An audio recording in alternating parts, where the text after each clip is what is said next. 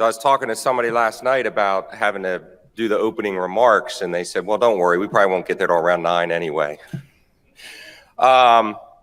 Just a couple of reminders before we get started. Obviously, restrooms to the right and down to the left, exits out the door and straight out if you weren't here yesterday.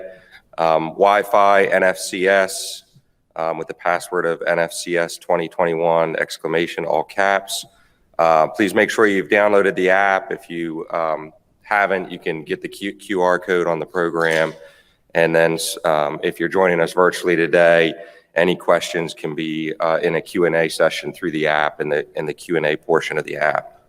And obviously, please bear with us with any transitions as we go back and forth between our virtual and in-person presenters. So I wanted to take a few moments. 2 weeks ago, we did a behavioral health symposium, and certainly there's some crossover on those topics with what we're talking about this week. And those presentations, if you go to the First Responder Center YouTube channel, you can see most of those presentations. I encourage you to do so. But just like we've talked about yesterday and several weeks ago, we talked about advocacy, whether it's at the local department level, at the state level, or the federal level. And a speech came up during the Behavioral Health Symposium that some of you may have heard before, but I think it's worth repeating as it's certainly relevant as all of us advocate for cancer prevention. So this is part of a speech that was given in 1910 by President Roosevelt in Paris called Citizenship in a Republic. And this portion is better known as Man in the Arena. It is not the critic that counts, not the man who points out how the strong man stumbles or where the doer of deeds could have done better. The credit belongs to the man who is actually in the arena, whose face is marred by dust and sweat and blood, who strives valiantly, who errs, who comes short again and again because there is no effort, without error and shortcoming.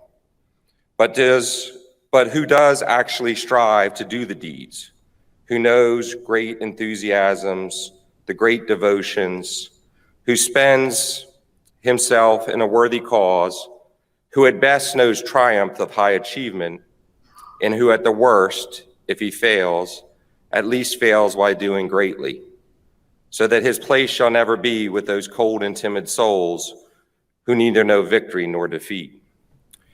And I think that's certainly relevant, whether we're advocating for cancer prevention or behavioral health, because there's a lot of people out there that won't step into the arena and fight for what we need to fight for. We are all here because we understand and support firefighter cancer prevention, but we must continue to support those that are still fighting at the department level to implement change. We must continue to support and encourage those that are still fighting for effective presumption legislation, not just legislation in name. And we must support our researchers in the long-term research that is needed to answer questions. We must keep the conversation relevant and expand upon success stories like we see here in Florida. And it's important to encourage people like Jonathan Tate yesterday who implement programs at the local level. Certainly there's many people in many different departments across the country that are trying to implement change, and they typically feel like they are the only person in the arena. We must continue to reach out and support them. We must also ensure we're sharing the most up-to-date and relevant information. In today's era, that's kind of difficult because, as we all know, you just Google something and you think you get, or people think they get the right information. Last year, the First Responder Center launched a Research to Practice portable with funding from FEMA AFG. You can find that at firstrespondercenter.org. And again, all the materials that are presented there have been peer reviewed. They're either official peer reviewed scientific research or articles that have been peer reviewed. So we encourage you to check that out.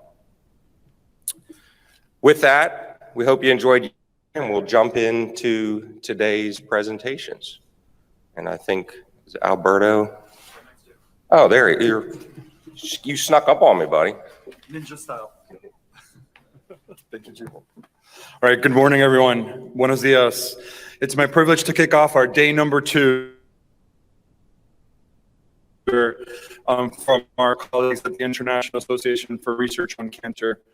For those of you that may know, IARC is a agency within the World Health Organization and looked to us on the world stage for guidance and recommendations on cancer information. Today and this morning, we have a presentation from IARC led by Dr. Mary Schauberger-Berrigan, who is the head of the Monographs program at the International Agency for Research on Cancer, where she leads work to evaluate the causes of human cancer. From 1999 to 2018, she worked with the United States Institute for Occupational Safety and Health. Mary's area of expertise is in occupational epidemiology. She has conducted extensive epidemiologic research on health effects of low-dose ionizing radiation, radon, beryllium, and carbon nanotubes. In 2010, IARC released the monograph that looked at how firefighters, painters, and shift workers were impacted by cancer, classifying them as a group 2B carcinogen. Today, we go a little in depth and try to explore our understanding of how this monograph is put together and how it informs our efforts in firefighter cancer control around the world.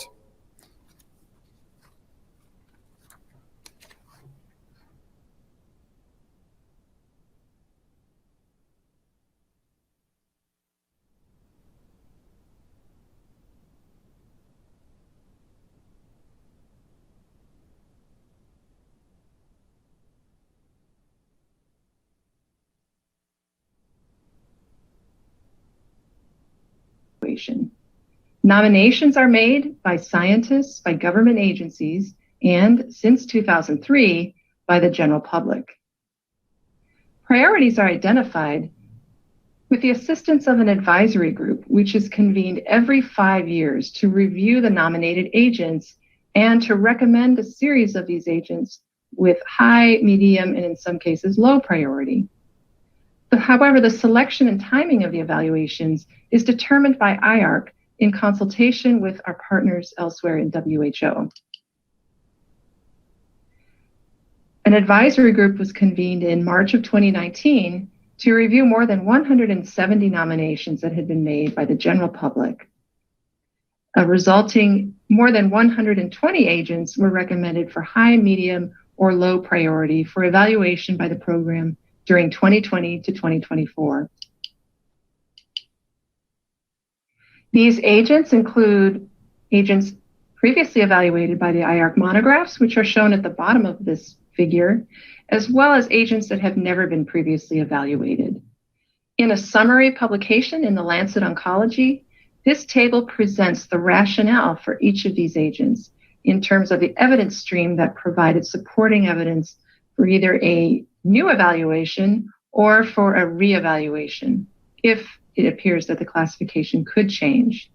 As noted in this figure, the list of prioritized agents includes a wide variety of chemical, biological, physical agents, as well as complex exposures, mixtures, exposures of everyday life and occupational circumstances. There's also a public engagement process that happens during the development of each monograph. The monograph's meeting is announced approximately 1 year in advance. A preliminary list of agents is posted online on our website, as well as a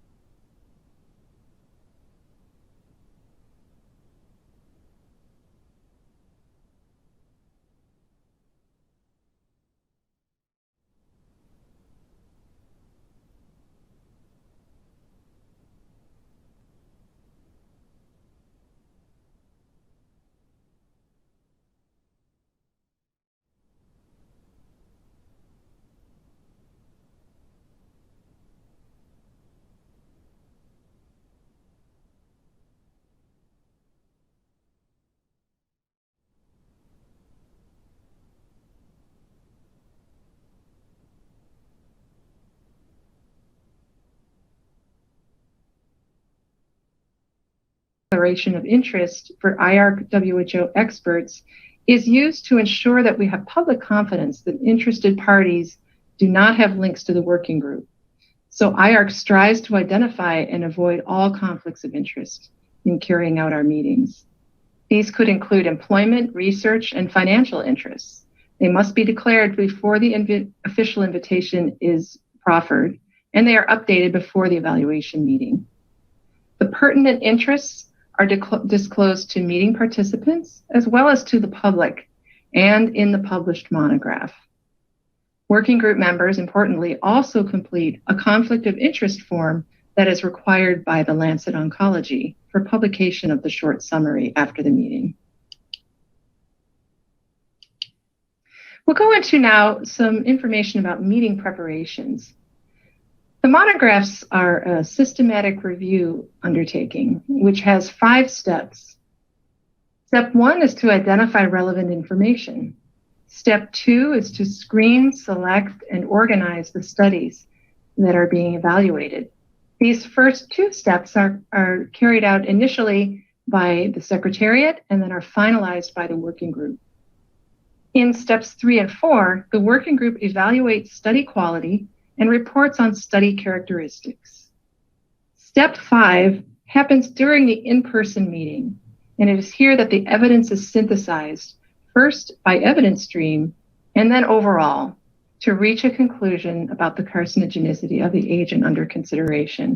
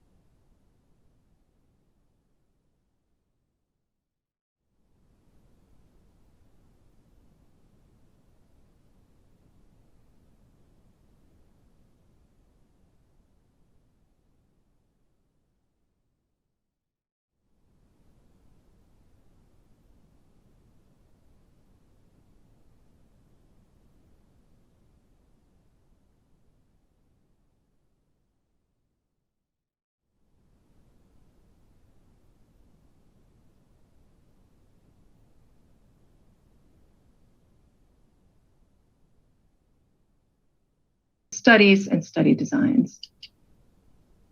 This shows an example of one of these bubbles in the first image, indicating the tags that are assigned to each of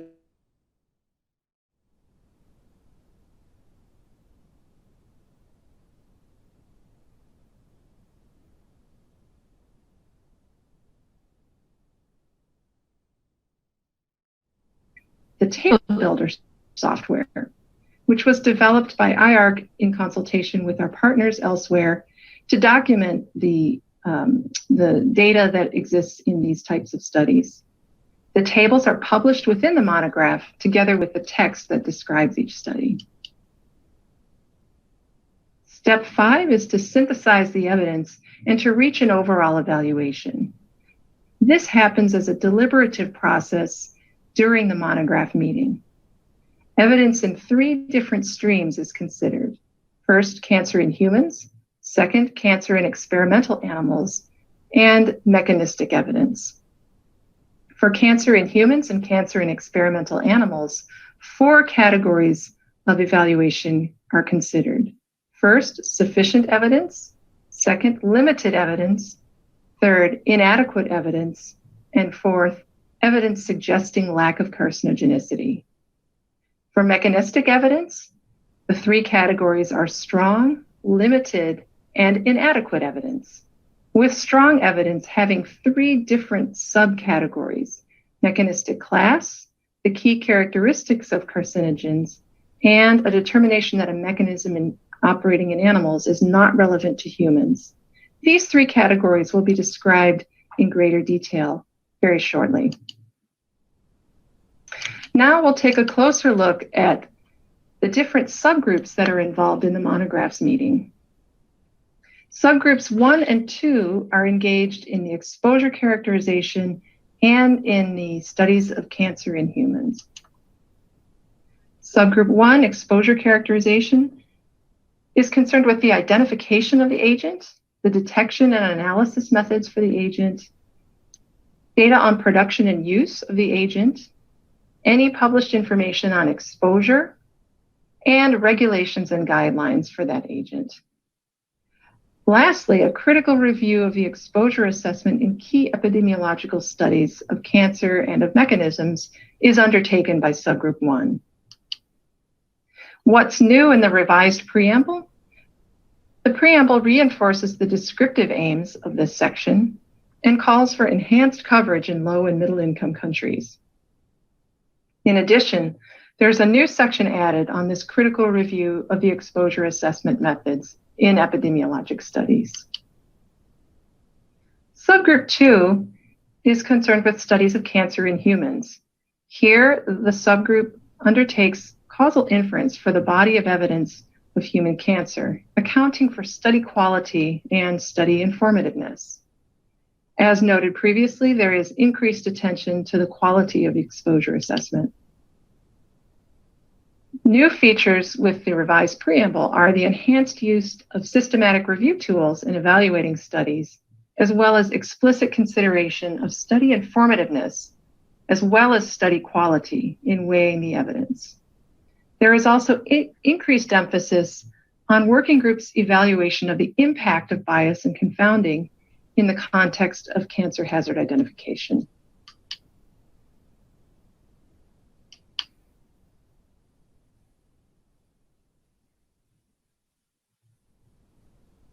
So for the subgroup 3, which evaluates studies of cancer in experimental animals, this is really looking to the evidence of an increased incidence of malignant neoplasms, or an appropriate combination of benign and malignant neoplasms in high-quality studies. What's new in the revised preamble is now it's eligible to include genetically modified animals in studies therein, such as the TGAC mice and mice with targeted expression of viral genes, as well as humanized mice that may be implanted with human cells normally infected by the virus.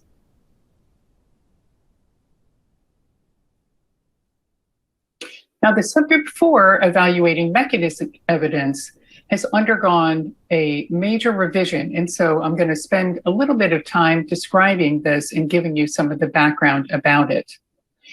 This subgroup considers the strength of evidence for 3 topics: mechanistic class, the key characteristics of carcinogens, and the relevance of the mechanism for tumors in animals to humans. A lot of this review is focused, of course, on the study quality. So what's new is really driven by a number of challenges that were identified during the Volume 100 review that was undertaken by the IARC monographs. This considered all of the known human carcinogens, those in Group 1.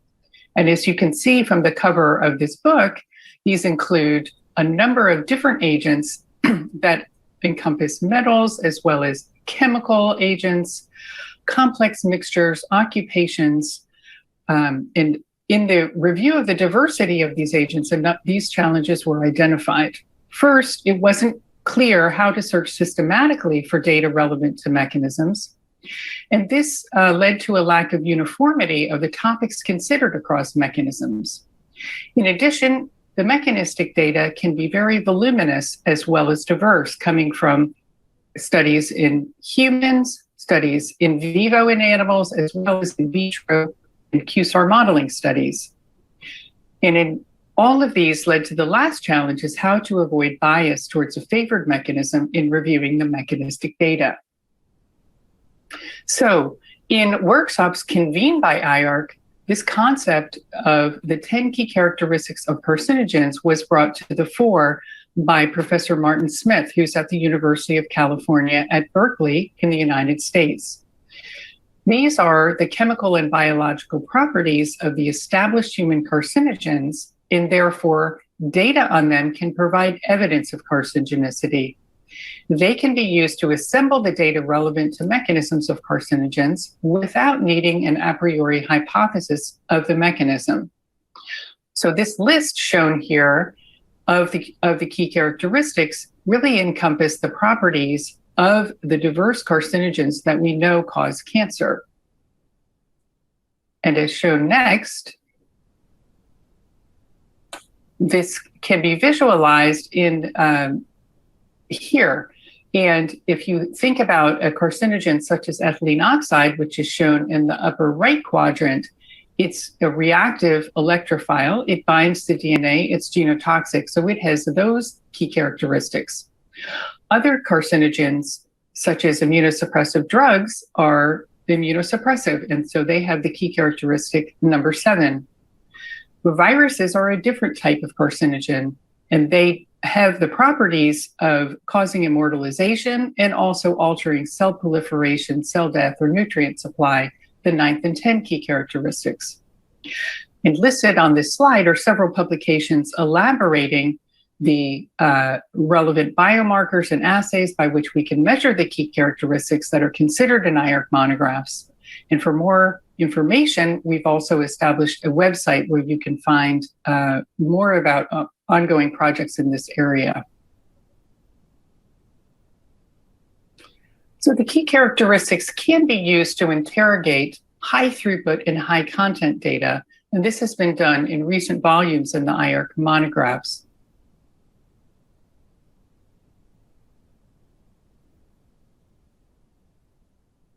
So now we're going to describe how the evidence is synthesized and the overall evaluations are reached.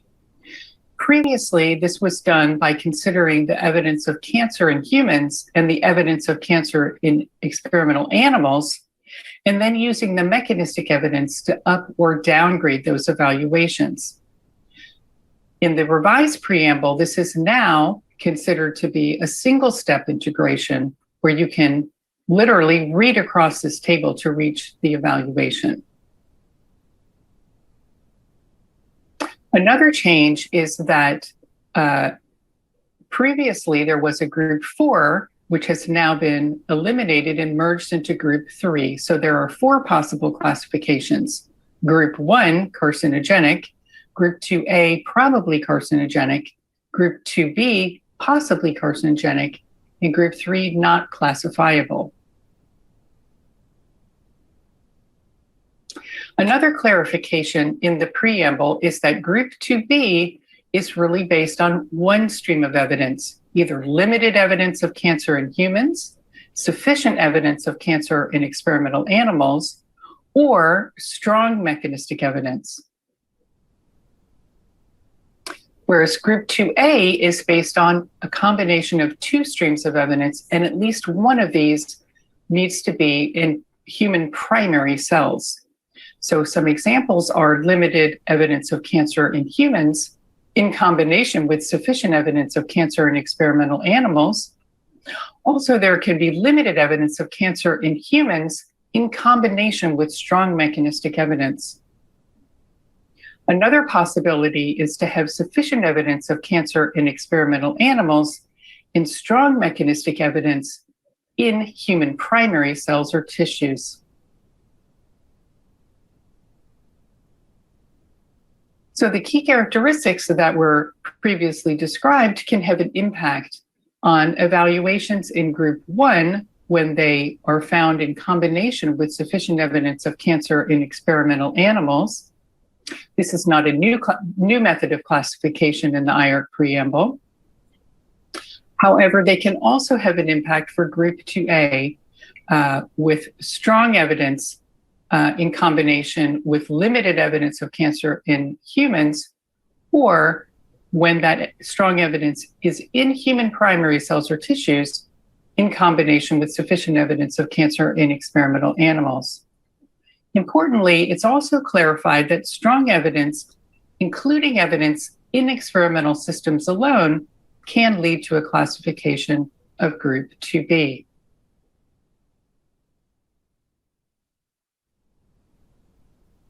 So now I'll review some example classifications that are based on two evidence streams.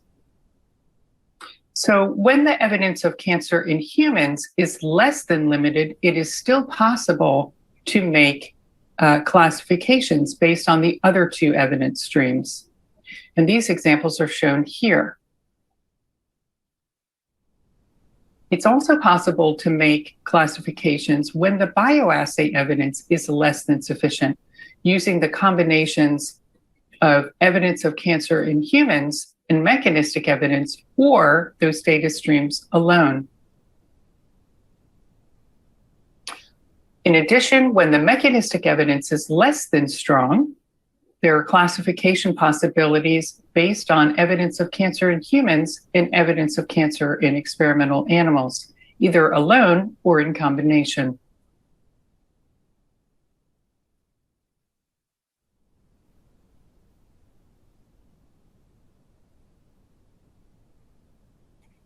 After the evaluations are reached, the IARC monographs, together with the expert working group, publishes the results of the evidence synthesis and the consensus evaluations in the Lancet Oncology. This is done very soon after the evaluation meeting and provides a scientific summary of the evaluations. The monographs are published online about 9 months after each meeting, and some examples of these are shown here.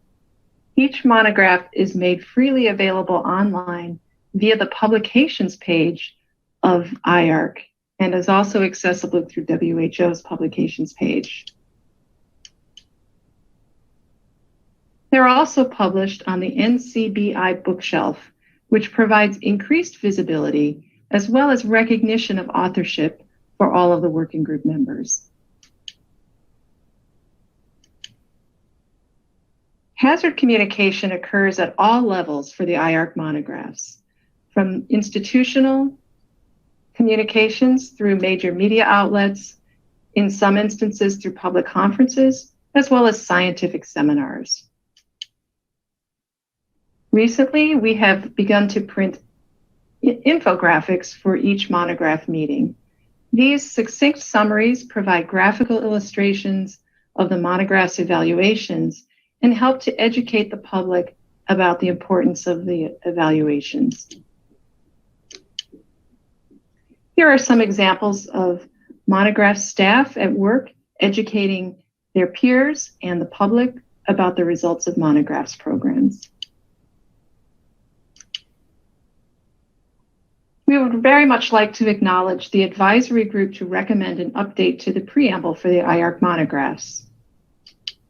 We also wish to acknowledge the staff and scientists of the IARC monographs program, who are all listed here, as well as the scientific editing and technical team who are responsible for document management and monographs production. The IARC monographs have received funding from the United States National Cancer Institute and the National Institute of Environmental Health Sciences, as well as the European Commission Directorate General for Employment, Social Affairs, and Inclusion. We thank you for your attention.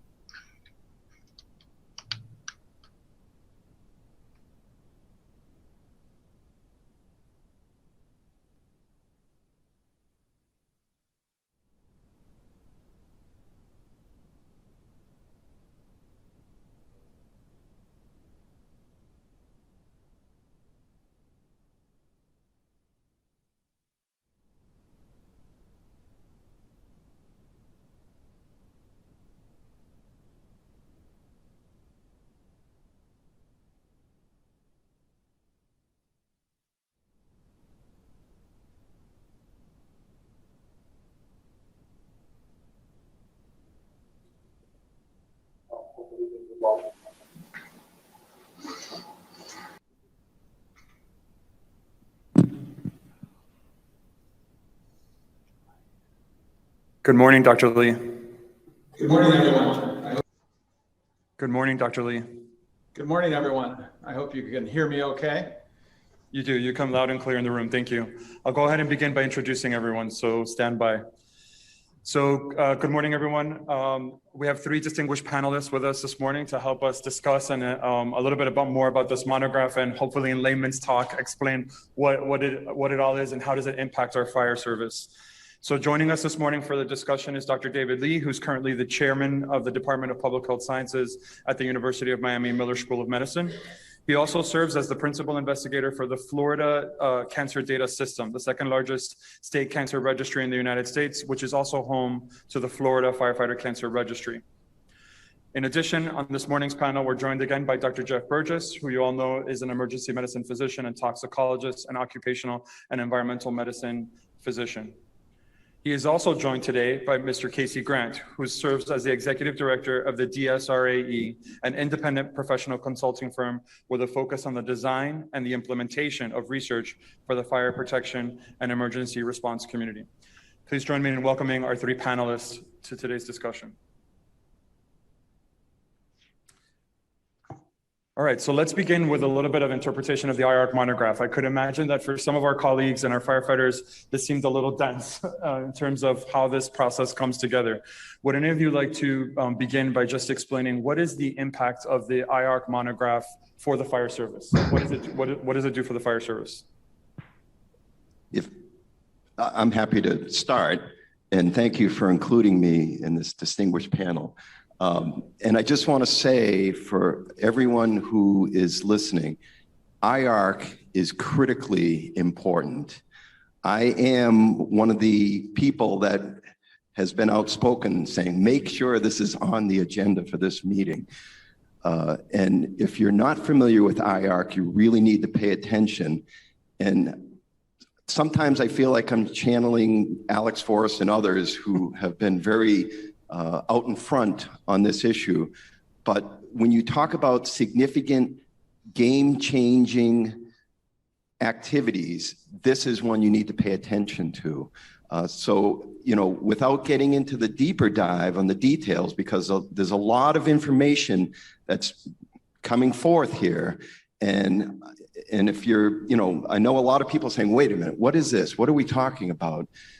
What I really want you to know, and I really want you to stress, is the importance of this topic area and movement in the categories, the groups that you just heard from group 2B, as I recall, up to either 2A or 1, that has enormous implications in a trickle-down manner as IARC publishes a monograph through the World Health Organization, having influence on things like local legislation, and so forth. So it has extremely far-reaching influence and effect. So that's what you need to really appreciate, aside from the details of what's happening. I do want to just say there's one additional piece. My deeper role with the Firefighter Cancer Cohort Study is as we look at generating scientifically valid information, and you heard the words there, evidence. That's the feed-in, that's the feedstock to this kind of activity, and why the Firefighter Cancer Cohort Study and some of the other efforts are so important. And so this is an endpoint, if you will, in terms of things that will be impacted or influenced by that kind of work. And I'd just add to that, Casey gave a very nice description of the background, emphasizing that this will help not just with the cancer presumptive laws, expansion of those laws, but also in the cases, because unfortunately in Arizona, we've got great laws. A lot of them are turned down initially, not all of them, thankfully, but when they go back in, you know, and they're reviewed, having this at a higher level will make a huge difference for those individuals in terms of getting their cases accepted. Dr. Lee, would you like to comment from a scientific perspective, the impact of the IARC monograph to the firefighter community?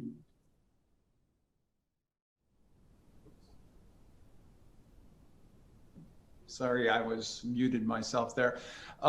Yeah, it is critical. You know, there have been a number of different types of reviews that have been published that examine the data in relation to cancer risk in firefighting as an occupation, and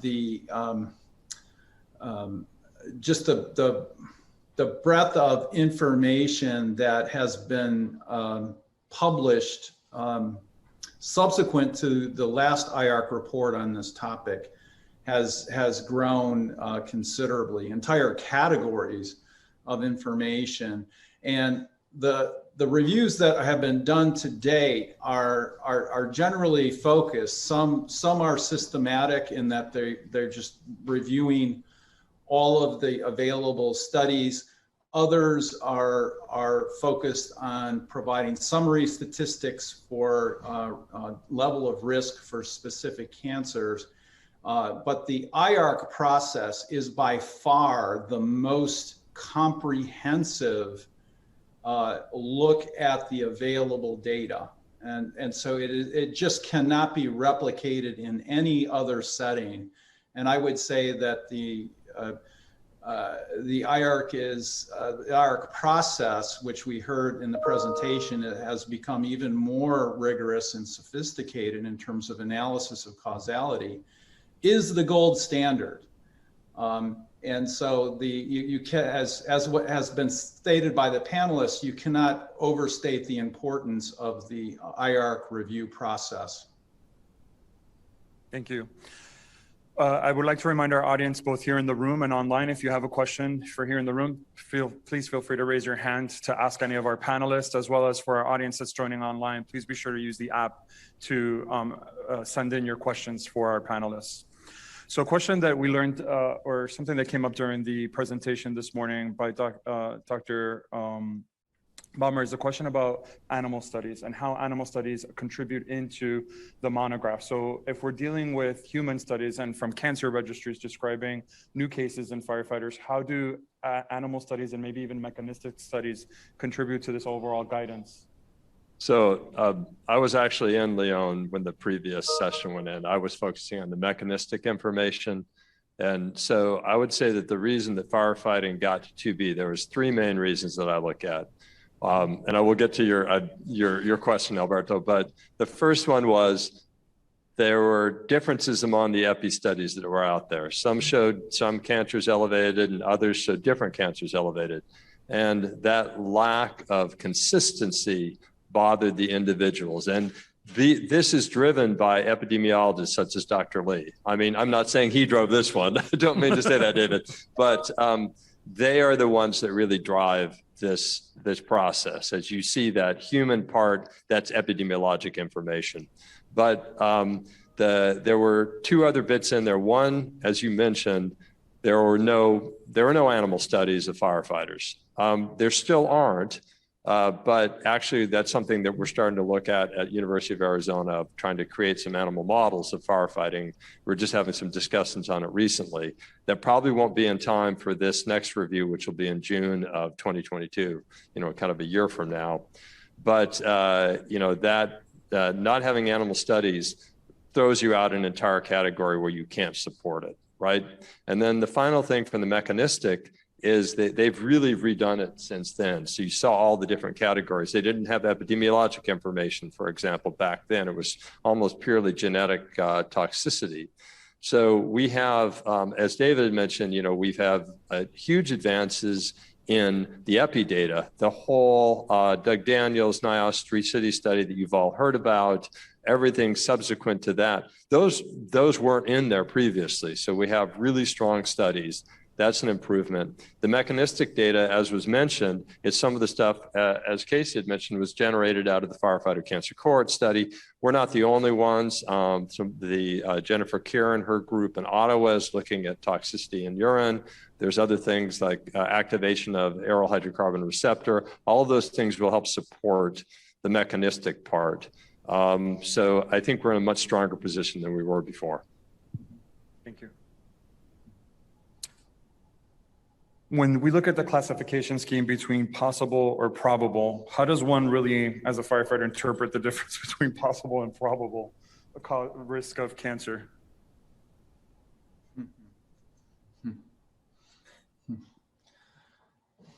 One way to stump the. And can I just add to your question, and I'll defer to the other panelists. Absolutely. What does that mean? Right. What does that, what comes out of that? In plain English, how does it interpret risk? Well, I might jump in here because what the process that IARC has put together is addressing kind of one of the key challenges in the entire field of epidemiology, which is how do you establish causation? Does X cause Y? And because we are dealing with humans, we cannot experiment on humans to prove that X causes Y. So there'll never be a randomized controlled study ever where half of the population is told to start smoking cigarettes for the next 10 years. And the other group is told to avoid that. And then we'll see what happens with lung cancer risk 20 years down the road. Obviously, that's unethical and is not possible to do. So what IARC has done is looked at the complexity of data coming from very different sources, from the laboratory to epidemiologic studies, and has established a kind of a staircase of causality, and that in order to advance to the next level, you have to prove that you have data in those categories that were described in the presentation. And so it truly is this sort of staircase approach. Right now, and as of the last IARC report, it was a 2B designation. And again, one of the, as was mentioned, one of the key dearth of information, lack of information, was that there were no animal studies that they could point to, which was part of the decision-making process to move up that ladder of causality. And, despite the fact that we still don't have the animal studies, there's been all this other work on more of the mechanistic side of things that weren't even fully considered in previous IARC reports, but will be considered moving forward for all of them. So the combination of the advance of the science across different disciplines addressing firefighter cancer risk, combined with the IARC classification strategy that allows you to bring in more information on these mechanistic components, will allow us to, in all likelihood, for the committee to advance to another level. I think the question is going to be, how high do we go? Do we go all the way to the top of that staircase? That is very much a question for speculation. And it's a great point. So we have, I think, a comment or a question from our audience. Dr. Gowdy? Yes, I think that one question that I'd like your response on, and I have two, is it in fact accurate to say that we don't have experimental studies for firefighters, given that we have a lot of toxicological studies on individual agents, components of combustion products, components of smoke, that kind of thing. Some of them are in trace amounts like trichloroethylene, but probably, in my opinion, quite significant in terms of risk. And of course, the PAHs, which oddly, IARC tends to treat as individual agents rather than as a group, which is very peculiar, but that's the way they chose to do it historically. So we do have these evaluations for the individual components of fire smoke, and also diesel. So that, I think, at least potentially gets us at least a quarter or two-thirds or halfway there in terms of exposures. I also think that it's important to realize that IARC uses terminology a little different than the legal system. So when IARC says probably causes cancer, they're not talking about the usual sense of probable in the legal system, which is more likely than not. they're really talking about a scientific standard of certainty from their point of view. And possibly to them means there is evidence. And it means it's not speculation. It means that the evidence isn't necessarily weighed for the outcome, but it's possible in the colloquial or lay sense of the word. It is not the same thing that IARC is talking about. Thank you very much. Let's see if we start with the first part of the question. Would any of our panelists about the experimental, why do we see few experimental studies in firefighters, mostly, I think the genotoxicity ones? So in terms of experimental, I think, David mentioned that, we're not experimenting on firefighters. I don't want anyone to think that. So that's not the situation. We would, in this case, we call a number of the studies we're doing observational studies. So we, follow firefighters, we collect blood before and after exposures, or after a period of time. And so what we have now, as I mentioned, is we've got what I consider a growing body of data on the mechanism of epigenetic changes. So briefly, an epigenetic change is something that affects gene expression. I think I'd mentioned this before. You can classify the genes as kind of two major categories: oncogenes, which promote cancer, tumor suppressor genes, which suppress cancer. And so if you're if you're activating oncogenes or you're suppressing tumor suppressor genes, then you're going to have an increased risk of cancer. So we have good evidence for those epigenetic changes comparing incumbent firefighters to new recruits and new recruits over a 2-year time period. It's been published for microRNA, which is one type of epigenetic change. We should have before the next, before IARC reviews again in June of 2022, because they will take information right up to the last minute. We should have that longitudinal change in the DNA methylation already published. We know we see at least 250 sites within genes that are changed over the first 2 years, and many of those involve genes involved in cancer. So we'll have all that information. I also mentioned too that there's other mechanisms out there too. I mean, if we look at the urine of firefighters after fires, this was done in Canada, you can actually see that extract of the chemicals from the urine will actually cause direct DNA damage. So that's, I think, one potent piece of information. The other one too, again, I mentioned this previously, but I think it bears repeating, this aryl hydrocarbon receptor, AHR, is the receptor by which dioxin, which is a potent human carcinogen, works. And also a number of PAHs activate that AHR. And work done by Sean, raise your hand out there. Where are you, Sean?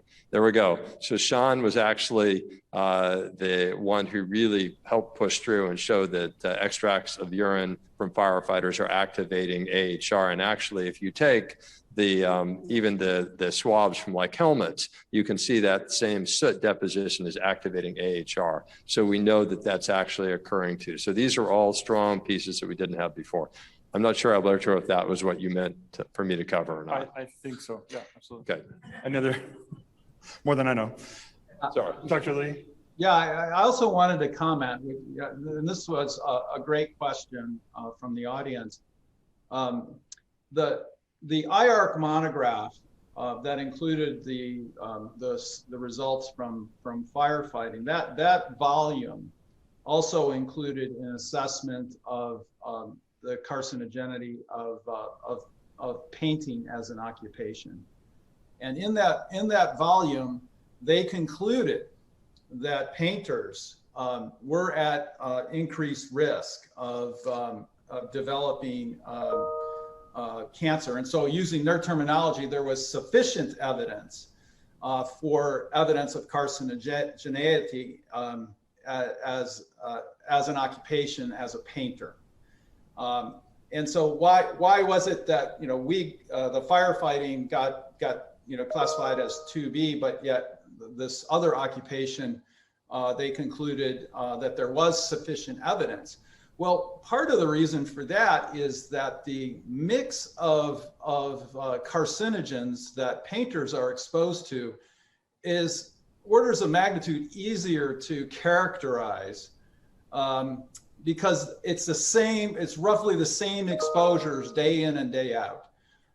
And for firefighting, we have this, we have the products of combustion, which, you could probably say are different each and every time, each and every fire setting. So while I think it's important to draw from the individual chemicals that we document at fire scenes and during overhaul, as part of the evidence base, I think the real challenge is trying to characterize the risk that is really changing every fire that a firefighter responds to. So and along that therein same, lies the challenge. so Dr. Lee, along that same vein, or for any of our panelists, it's a little confusing. I think one of the questions that came out is, why is the job title carcinogenic? Well, it looked like chemicals are also labeled as carcinogenic. Why, in this instance, are you labeling a job title as carcinogenic, or IARC for that matter? Well, as I think was already mentioned, it's interesting that we have a number of known carcinogens that firefighters are exposed to, benzene, asbestos, et cetera. So, they know that. These panel members are smart people. But, that is in and of itself, being exposed to a known human carcinogen is not sufficient to make the occupation, as a known human carcinogen. So I think it's just the difference of, it's important to know it, but it's not sufficient. That's where all the different categories come in, of the epi data, the mechanistic data, right, in the animal studies, if you've got them. Okay, thank you. So we have a question or comment from the audience. Chief Tyson. So I'm going to ask a simple question, and I say that sarcastically. For those of us in the firefighting service, under best case scenario, what's a time frame for possibly changing this under best case scenario? Changing the from 2B to 2A or to 1A. Yeah. What is theoretically the best time, shortest time frame under this conditions? So who would like to? So I'll start with just saying that the monograph, like the panel has mentioned earlier, is going to be updated next year, June 2022. So as information accrues, as we get closer to that timeline, the committee will have whatever is accessible to them, to input it into the models you saw earlier, their decision tree of how they do that. But I'd welcome comments from the panel in terms of optimal timing and information there. Well, I'd actually just like, and I don't know the answer and want to expand on that question, not only the time frame, but when would the next time frame for any further change if things, however it plays out this time? Right. So my understanding of the, just listening to the kind of presentations they had here, that the advisory group, so just like everyone know that Doug Daniels that, did the big Niles Tree City study, is on that IARC advisory panel. So he and the other members took the available data, that things that have been published since, including his study, and they advised IARC that firefighting is in the top category. I think they weren't pointing it out, during the presentation, but you could see it was in there. And that was based on new epidemiologic data and new mechanistic data. So that's the criteria they use. So I think it's every 5 years that they meet, according to what they said, to review it again. So IARC doesn't really want to go back and review things unless there's new evidence. So it really requires that panel to say, yeah, there's new stuff. Mm-hmm. Awesome. And then we are just a little bit over time, so I want to apologize that I didn't get to all the questions that were online. I got a whole bunch of them here to ask, but our panelists are here, and please do feel free to engage them and ask them questions as needed. So we're at just past the 9:30 mark. We're going to go ahead and take a 20-minute break, and we will begin again at 9:50. Please join me in thanking our panels, both virtual and in the room, for their time today.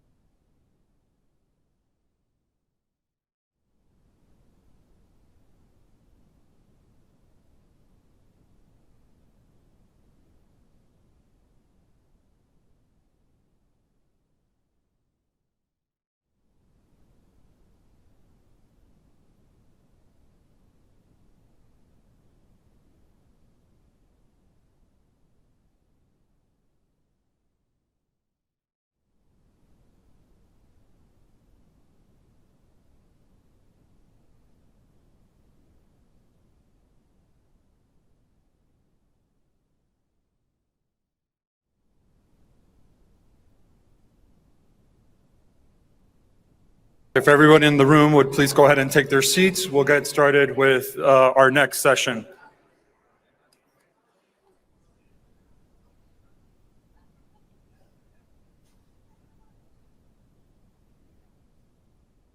So our next session is entitled From Cell to Community, the Nexus of Basic Sciences and Population Health. So how do we bridge the divide between basic sciences and population level sciences?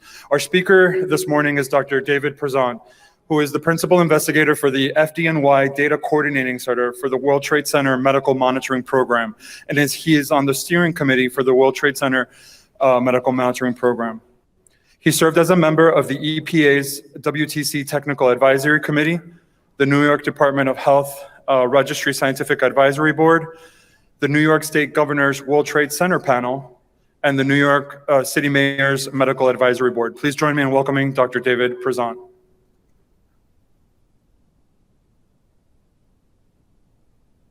Hello, everyone. This is Dr. David Prezant. It's really an honor and pleasure to be speaking to everyone down in Florida. I wish I was there, but unfortunately I could not get there in time. So with that said, I've been asked to talk about how firefighting and World Trade Center exposures in New York City on 9/11 have impacted both the incidence of cancer in our members as well as their survival. As all of you may know, the World Trade Center dust permeated everything on those first 3 days. And then for the next 6 to 10 months was present during the rescue and recovery efforts, was re-aerosolized during any of the activities that went down there during the search, rescue, and recovery efforts. The dust is composed of small and large particles. It is an incredibly alkaline pH, almost the pH of lye, which means that it's very corrosive and inflammatory to mucous membranes. That in itself may be one risk for developing cancer. The large particles, coated and absorbing many of the chemicals of combustion and pyrolysis, did reach the lower airways. Common teaching is that particles greater than 10 millimeters cannot reach the lower airways, but in this type of high density exposure, the upper airway was overwhelmed, and we have bronchoscopic evidence of large particles reaching the lower airways in our firefighters, as I'll show you momentarily. The type of chemicals that were released during combustion and pyrolysis and which were in the air and then coated all of these particles are known carcinogens, aromatic amines, which can cause prostate cancer, heavy metals, fibers and dust, asbestos, petrochemicals, hydrocarbons, PCBs. All of these were released during the fires, during the collapse, and during the subsequent cleanup activities, and all of these are known carcinogens. Now, on day one, with everything that was going on there, less than 20% of our firefighters actually wore a mask of any type. Most did not have SCBA, or if they did, it ran out very rapidly. And they were forced to either use no mask or if they had a mask, to use it very rarely.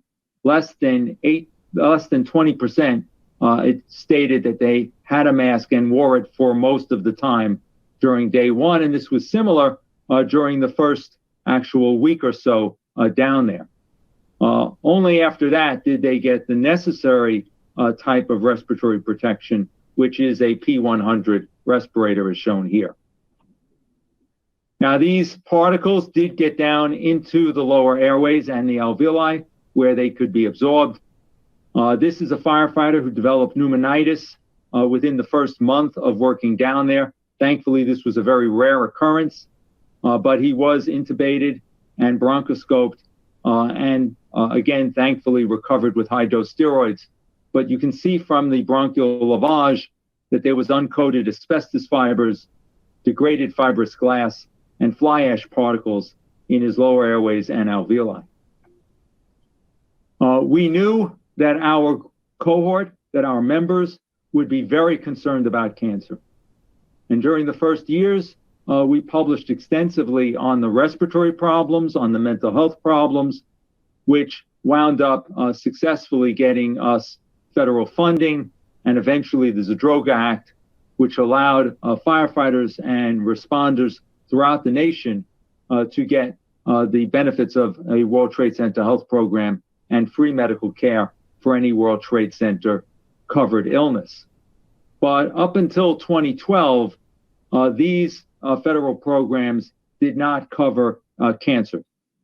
In September 2011, 10 years after 9/11, we published the Sentinel paper on cancer outcomes in New York City. And I must say that I was surprised by the findings.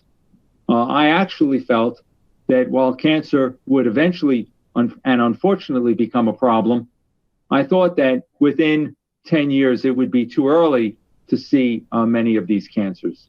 And this study that was published in 2011 in Lancet, one of the top 3 medical journals in the country, in the world, took us out actually 8 years, from 2001 to 2008. And we looked at whether firefighters at the World Trade Center were more likely to develop cancer than firefighters at FDNY who were never there, and whether firefighters at the World Trade Center were more likely to develop cancer than similarly aged U.S. male non-firefighters, non-exposed. We did multiple tumor registry matching in most of the states where our firefighters live, even after retirement. Over 90% of those retired were able to be matched to. We corrected for surveillance bias. If we're comparing to the United States general population, because of the IFFF Wellness Fitness Initiative that you're all aware of, we have annual medical exams at FDNY that actually predated 9/11 and continued thereafter.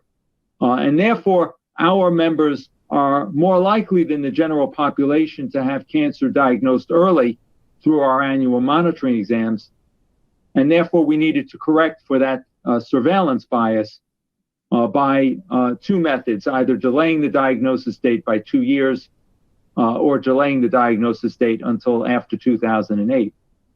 And I'll show you the results of this study with or without these corrections for surveillance bias. We had 16,000 members who were exposed to the World Trade Center. We typically have about 13,000 firefighters, about 3,000 to 3,500 EMS members that work at FDNY. This is a study of just firefighters because we wanted to keep the exposure to a very similar exposure, and we needed all of the data completed. So instead of it being on about 12,000 firefighters, it's on a little short of 10,000 firefighters, but very representative of our entire group. We had racial and age and date of birth and gender. We did not have enough members who were females or who were over age 60 on 9/11/01, so those 2 groups were excluded. Everybody else was included in the study. Very, very important is that we've had a very, very active tobacco cessation program at FDNY, and therefore never smokers are 63% of this cohort, but active smokers are less than 5% of this cohort, which is much different than the U.S. population that we're comparing to. In the U.S. population, there are much more smokers. So that would suggest that we would have a lower cancer rate than the U.S.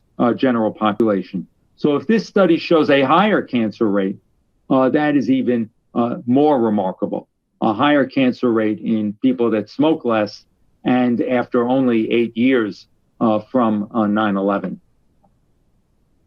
This is just a little cartoon showing some people will have been exposed to the World Trade Center and some people will not have been, and we use that in our statistical analyses.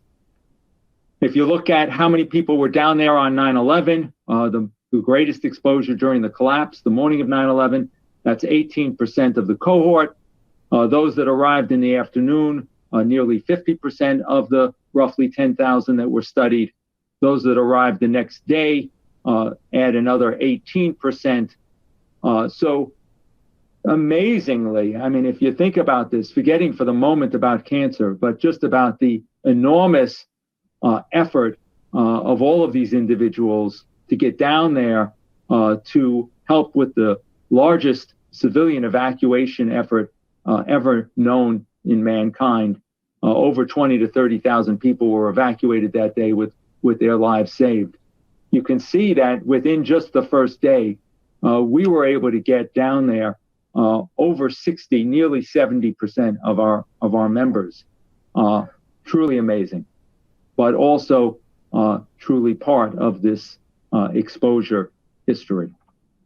Like I said, we compared it to age matched, gender matched, race matched, calendar year of diagnosis matched to the US population.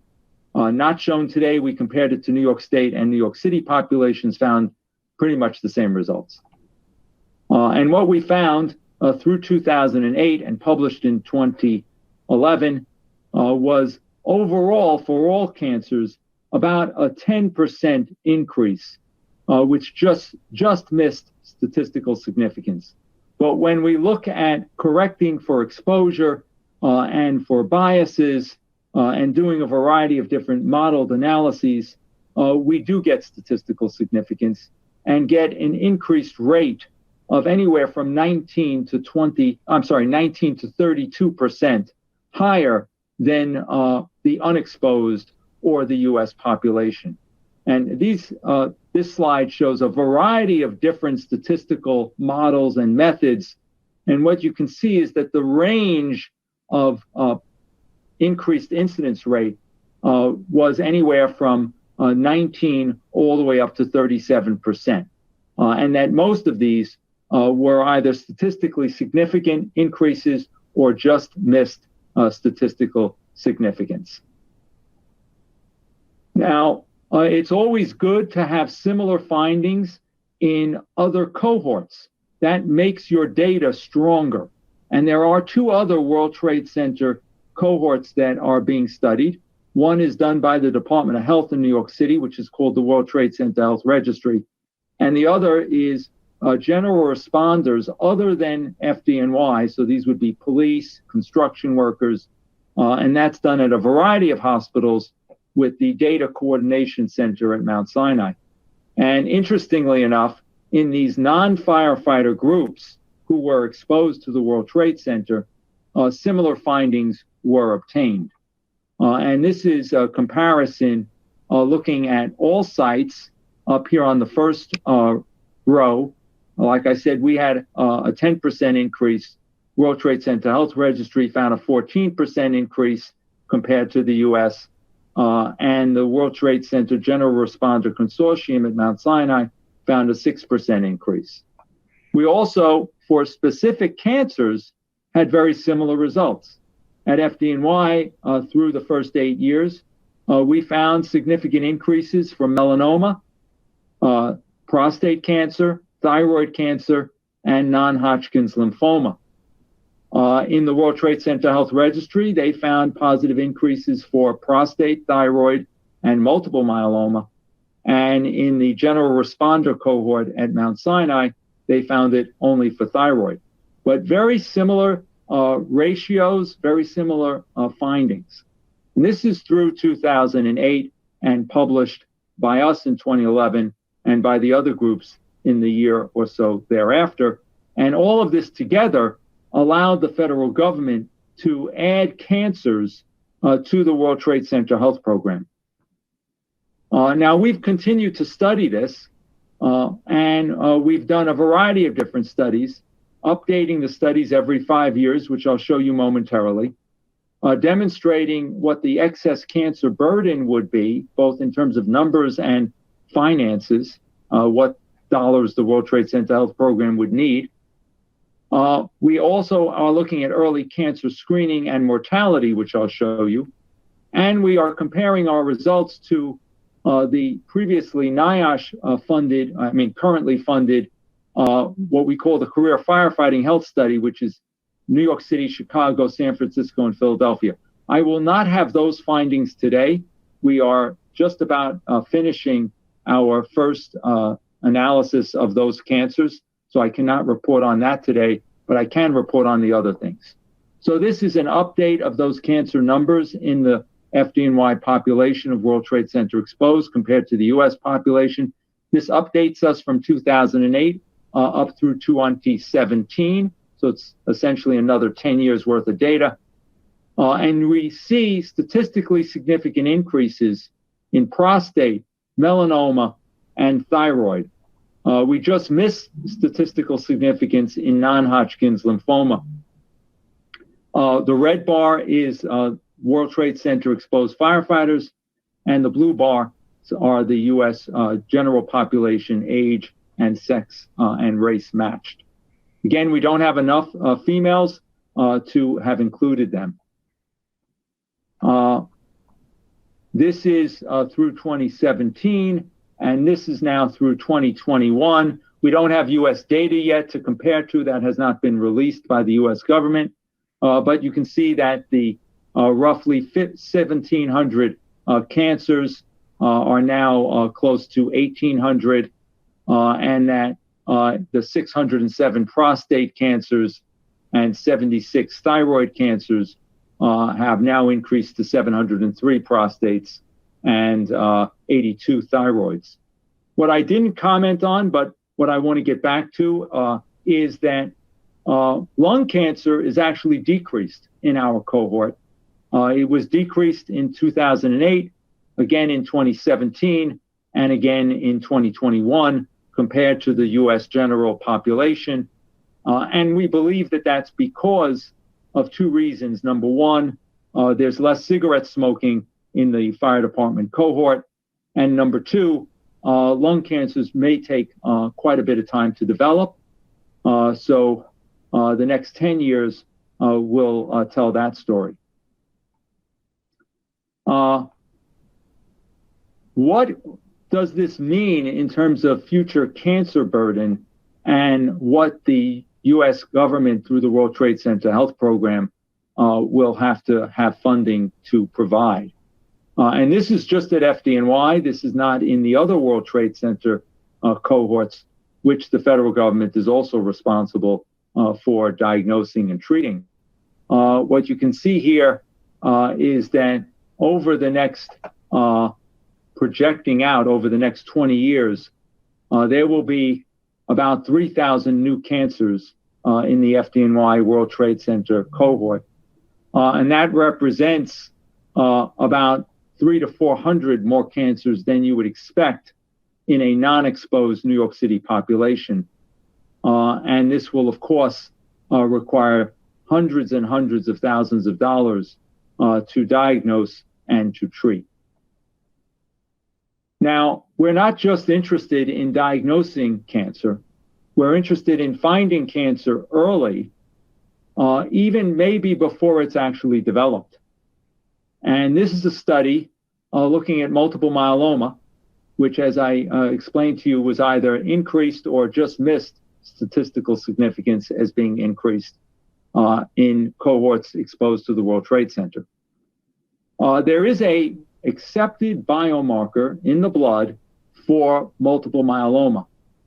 This is not an experimental biomarker. This is a biomarker that is commercially available and has been fully accepted as a biomarker that increases, if that protein is in your blood, increases your risk for developing multiple myeloma.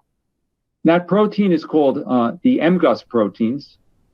And when we compared the elevation of MGUS in our firefighters exposed to the World Trade Center to similarly matched males from Olmsted County, where they have also been doing MGUS studies, we found that in our group, MGUS, this protein in the blood, was 2 times more likely to occur than it was in age and race-matched males from Olmsted County.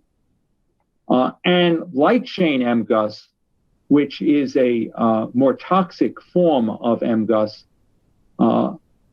was 3 times more likely to occur in World Trade Center FDNY members than in Olmsted County. We are now using MGUS as a biomarker to identify those who might in the future develop multiple myeloma. They are followed annually so that if they ever do, then we can get a diagnosis and treatment to begin right away. And there are some drugs that are coming out for MGUS itself, and we will be working on evaluating those drugs as well. We also have a low-dose chest screening program to identify lung cancers. And this is a complicated slide, but basically it shows that we've been having a very active program in the last 20 years, and that we've identified that the screening criteria developed by the NCCN, the National Cancer Cooperative Network, is the best screening process for our members. It is more accurate than the previously accepted version from the National Lung Study. It will pick up more cancers and more lung cancers. And interestingly enough, just as we were publishing this study in CHEST this year, the U.S. Preventative Task Force, based on other data, moved their recommendation away from the National Lung Screening Trial to the NCCN, National Cancer Cooperative Network criteria that we have been using all along. Again, providing our members with the state-of-the-art care necessary for early diagnosis of cancer. And what does that mean?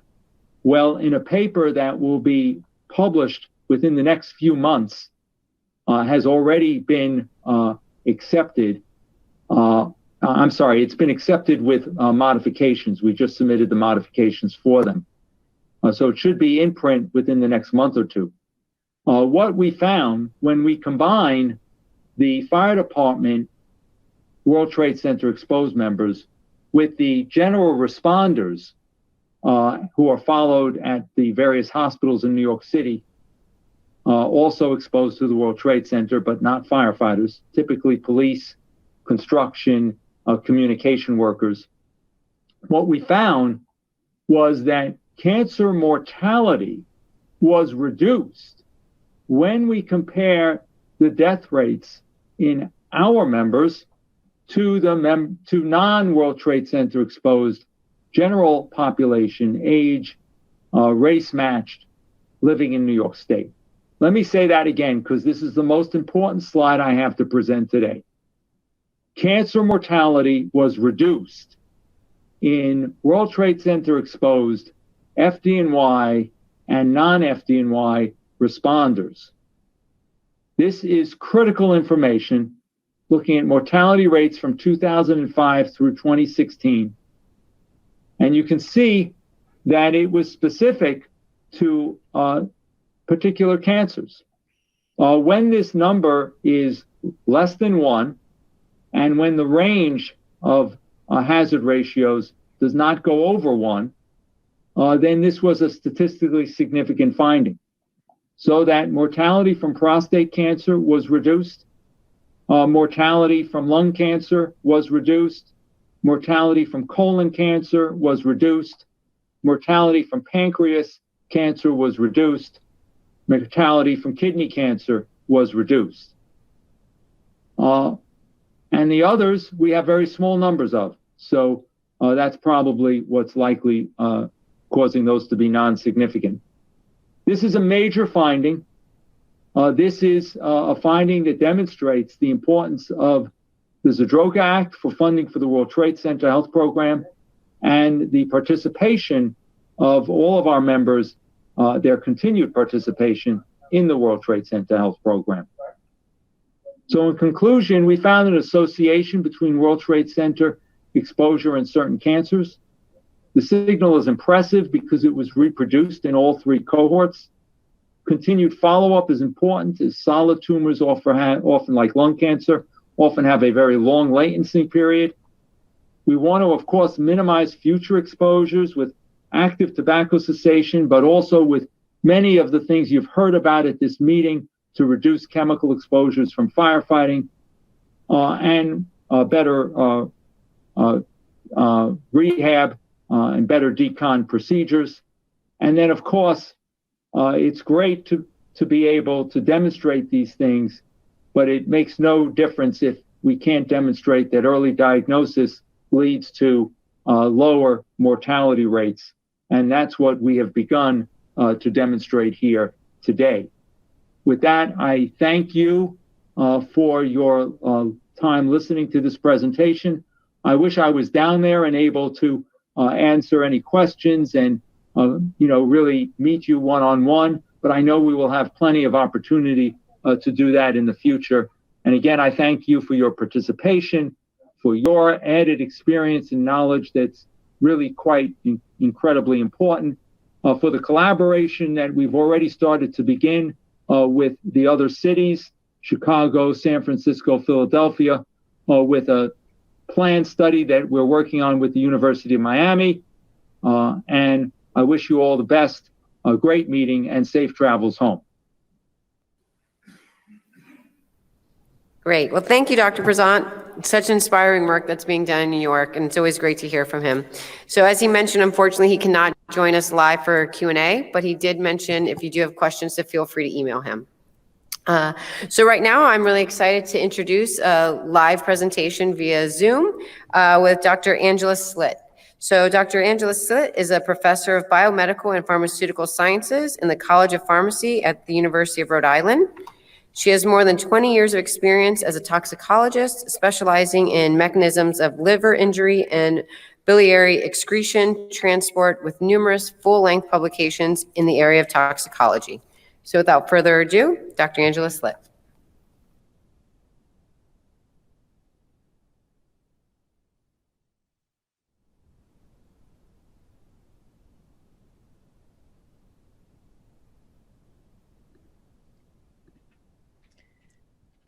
Hi, can everyone hear me? Hello? Yes, we can hear you. Okay, great. Sorry, I couldn't hear the speaker. So good morning, everybody. Thank you for the invitation to present our research regarding PFAS. While our laboratory is specifically funded to study PFAS, obviously the implications that it has for components of AFFF and the health and wellness of firefighters is clearly relevant. So thank you to the organizers for inviting me to speak about our work today. My name is Angela Slitt, and I'm a professor in biomedical and pharmaceutical sciences at the University of Rhode Island. At the University of Rhode Island, we are funded jointly through the Harvard Steep Superfund Center to utilize interdisciplinary science to address the human health concerns around PFAS. And I just want to give you a big picture of kind of how our laboratory supports the Superfund's efforts in understanding the health effects of PFAS and how it all fits in. And so as firefighters, I know some of you out there are working hard fighting fires. I just wanted to take a minute to kind of briefly explain to you how our science works and at the University of Rhode Island. So we have different projects that feed us information. And so for example, we are working with scientists who measure the levels of PFAS that are present in Cape Cod well water and different Cape Cod communities that are impacted through AFFF contamination. And those particular collaborators and scientists give us information about the types of PFAS that they're detecting, the amounts, and the relative combinations of all of them put together. And so that impacts our testing. So that gives us an idea of just not what PFAS are that we know are there, but maybe ones that are new and able to be measured through new methods. We also work with collaborators who are detecting PFAS in the bloods of Faroese mothers and children. And while these individuals are in Denmark, they're a very controlled population. And so because of that, they can give us information about exposure and then how that exposure relates to human health. So this group tells us about what PFAS we should be studying in our cell-based models that are being detectable in human blood, human umbilical blood, umbilical serum, and breast milk. And then lastly, some of our collaborators measure what's out in the environment, whether it's in water, in this case, it could be in the livers of marine birds, and can say, okay, these are what we're detecting out in our sentinels across the environment. Can you test these in the laboratory and help us understand whether or not their behaviors are similar or different to the PFAS that we know about, such as PFOA and PFOS?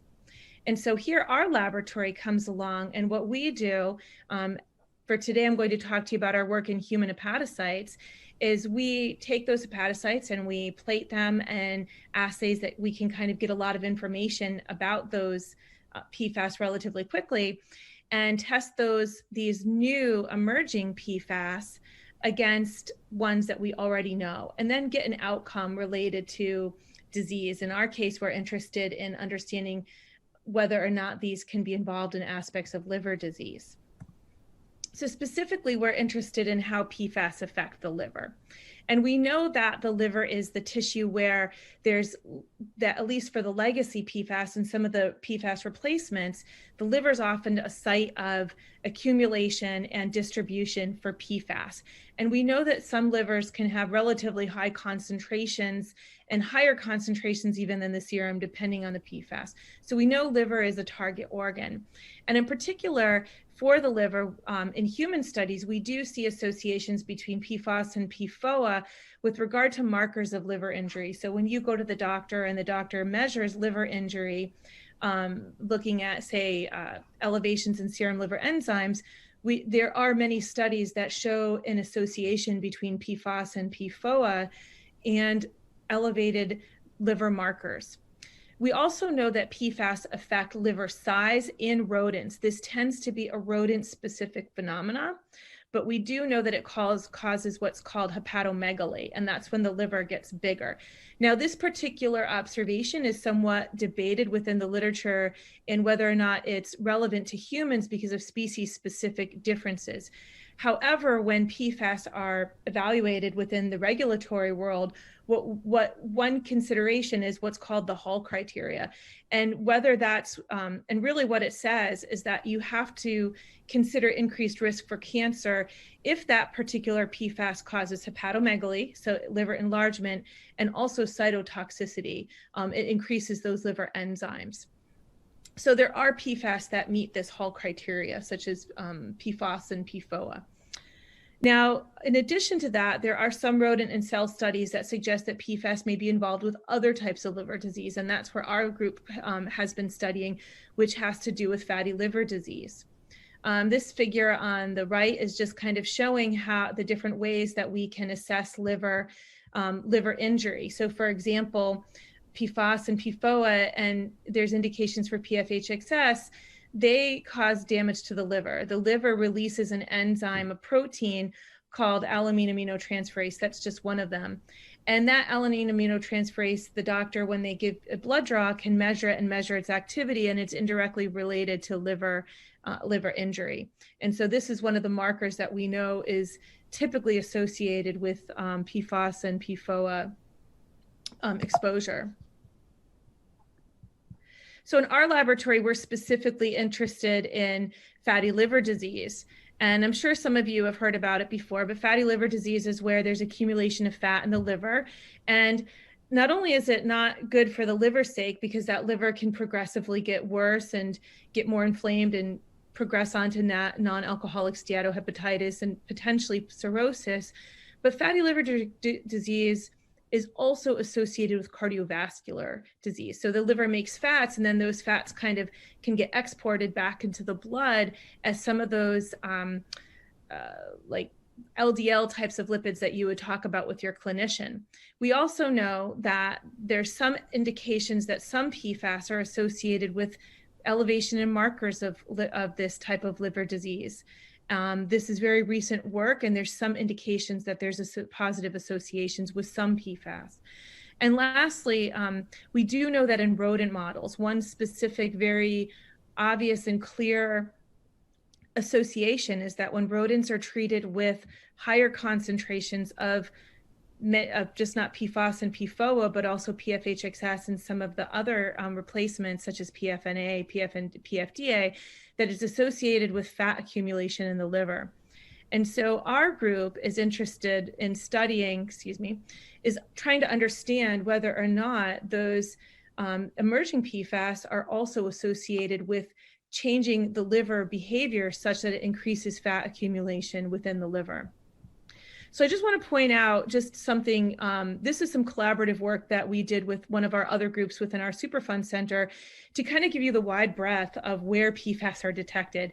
So this is an example of PFAS that were detected in the livers of pilot whale. And actually our Faroese cohort, one of the traditions that they do is eat pilot whale. So they get exposed in part to PFAS through this kind of traditional consumption. But what I want to point out to you here is that the very first column for all of these is liver accumulation. And so here we have PFAS. And for example, to give you perspective, so obviously PFAS is highly accumulated in pilot whale liver, just as we see it in the livers of other types of marine life and human liver as well, for that matter. But also drawing your attention to the fact that there are all of these replacement PFAS that are not being regulated, that are still highly accumulating in these in whale liver. And our group doesn't see this just for whale, it's also observed for birds as well. Sometimes the profiles are not the same depending on where they're coming from, but the notion is that the liver is clearly a sink for many PFAS that are still being used in the commercial market. And some of those being used, for example, in AFFF materials such as PFHXS. So how do we study, and what are the challenges to studying PFAS health effects? Well, we know that there are about 7,000 PFAS on the commercial market, and we know that some of them are in mixtures in different types of chemicals for industrial use and commercial use, such as AFFF. There's no way that we can possibly target doing all of these in rodents. There's just too many. So we have to create in vitro models that are informative, relevant, and that can be used to study PFAS. In addition to the fact, sometimes we don't have a lot of this material to study, and so we don't even have really enough to be able to put into a large rodent study and get information about it. So our laboratory is able to screen those PFAS by using 96 well plate assays, in which we get many replicates, and it can be done rather quickly, and it's a starting point to understand the behavior of these replacement and alternative PFAS that are still being used. So our hypothesis for this work was that PFAS replacements can behave like some of our legacy PFAS, such as PFOA and PFAS in human hepatocytes. And that not only that, but these replacements may also possess these pro-fat accumulation types of properties in human cells. And so our hypothesis is that when we treat these liver cells with PFAS replacements, that these liver cells will also show characteristics that are associated with increased lipid deposition. So this is just generally, for those of you who are non-scientists, how it works. Human liver, so human donors, we get donor livers through a few different companies and academic sources. They isolate those hepatocytes in the laboratory, and the different parts of liver cells are kind of parsed out. And then those cells can go on dishes. They can be small or big, small or big, and they are incubated with culture medium and treated with different PFAS. And we can use that to understand behaviors that are related to how the liver would behave. In general, human cultured hepatocytes retain a lot of their important mechanisms that are very similar to how the human liver responds in situ, meaning that how the liver would respond in the body. And so we think that this is a solid tool to use for us to understand how the types of pathways, the type of signaling mechanisms that the human liver would also be responsive to. There are caveats to cell assays, but in general, we think that this is a reasonable tool to bridge understanding chemical and how the human liver will respond. So what we do is we actually take hepatocytes from about 5 donors. They are pooled. We have a large pool of this, so that means we can screen a lot, and it's kind of coming from the same source. They're plated onto 96 well plates. We treat them with the PFAS for either 48 hours and look at the change in their gene expression, so what genes go up and down, or we look at the ability of those cells to accumulate lipids within them. And then we compare those results to kind of our legacy PFAS. And what I'll note here is that the cells are treated with 3 different concentrations. So they go from what's 0.25 micromolar, so that's very low and an exposure relevant concentration, to higher concentrations that are much higher, which is 25 micromolar. So we do a dose response to kind of give us an idea about how potent the different PFAS are relative to each other. So I'm going to show you these heat maps. On the left are the different genes that we measure. We measure about 30 different target genes that are associated with different pathways, whether it's lipid metabolism, lipid transport, lipid synthesis and storage, cholesterol metabolism, and then things related to oxidative stress and also drug metabolism. And what I want to point out here is as the map gets more red, it means that the cells have responded more to upregulate some of those pathways. So when we look at this, we say, for example, see that PFOA and PFAS have some changes at very high concentrations, and so does PFHXS. And what I want you to notice as we go through the data, that as we look at lower concentrations, the question is, which PFAS tend to also induce these pathways more vigorously, but at lower concentrations? And how do they compare to this map?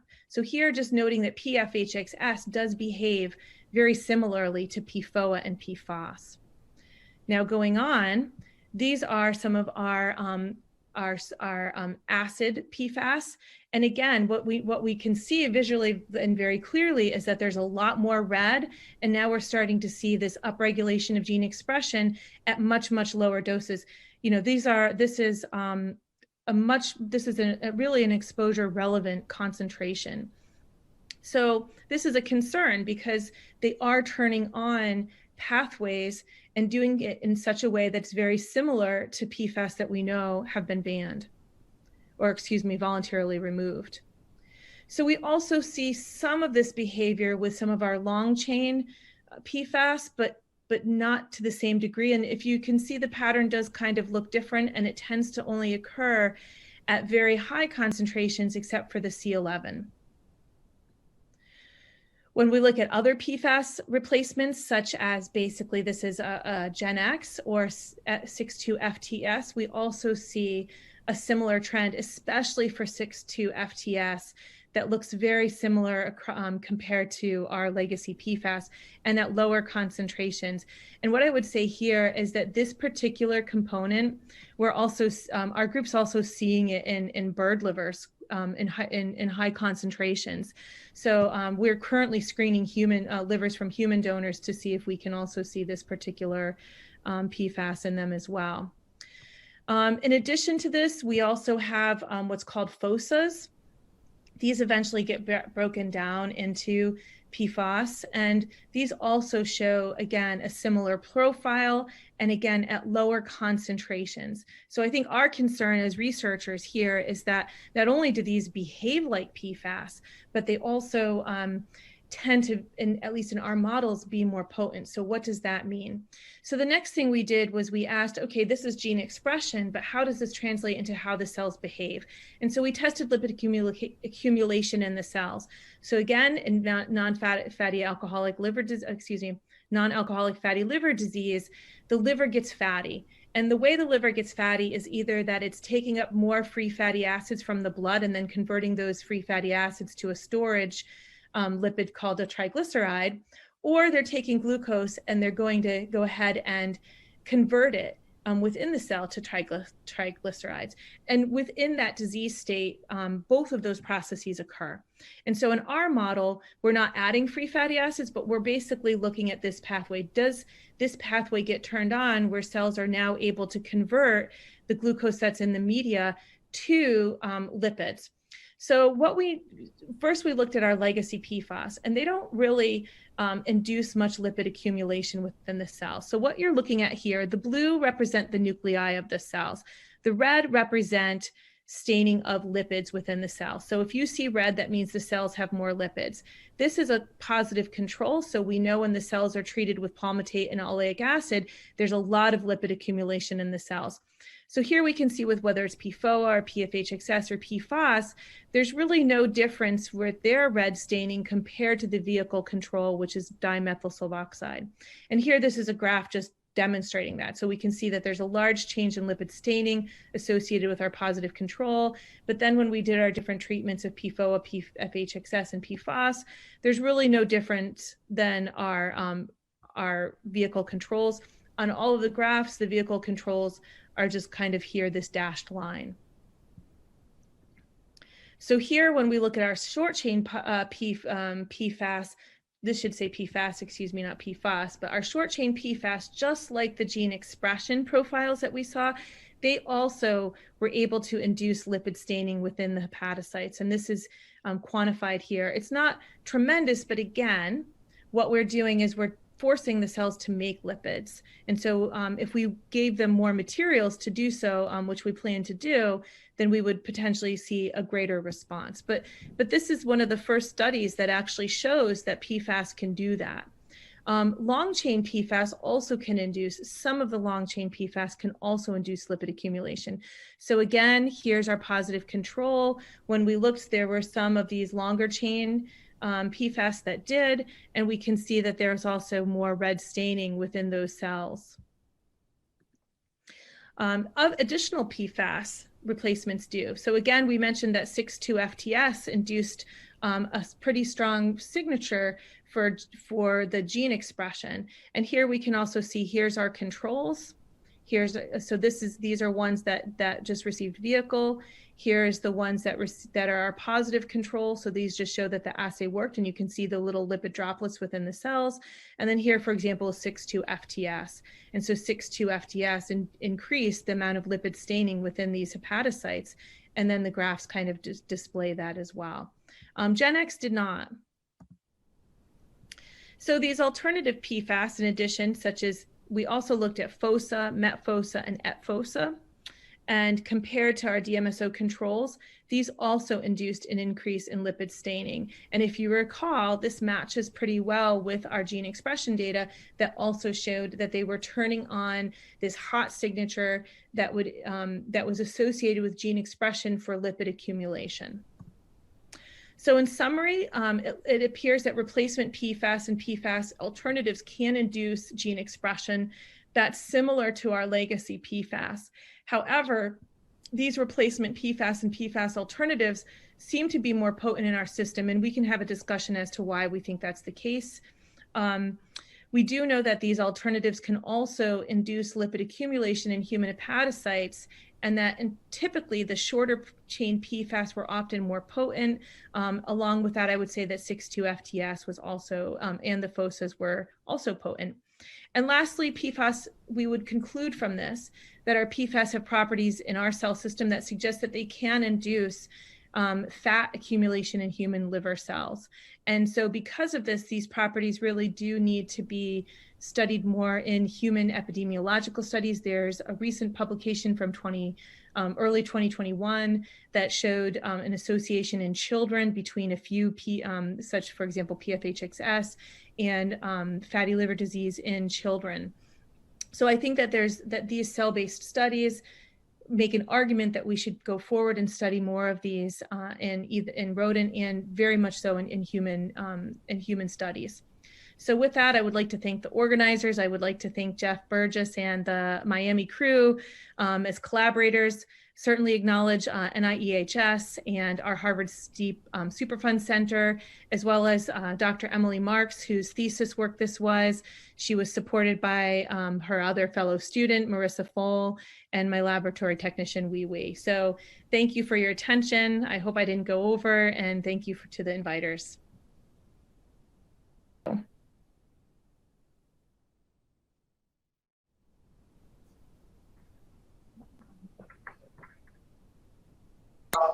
We're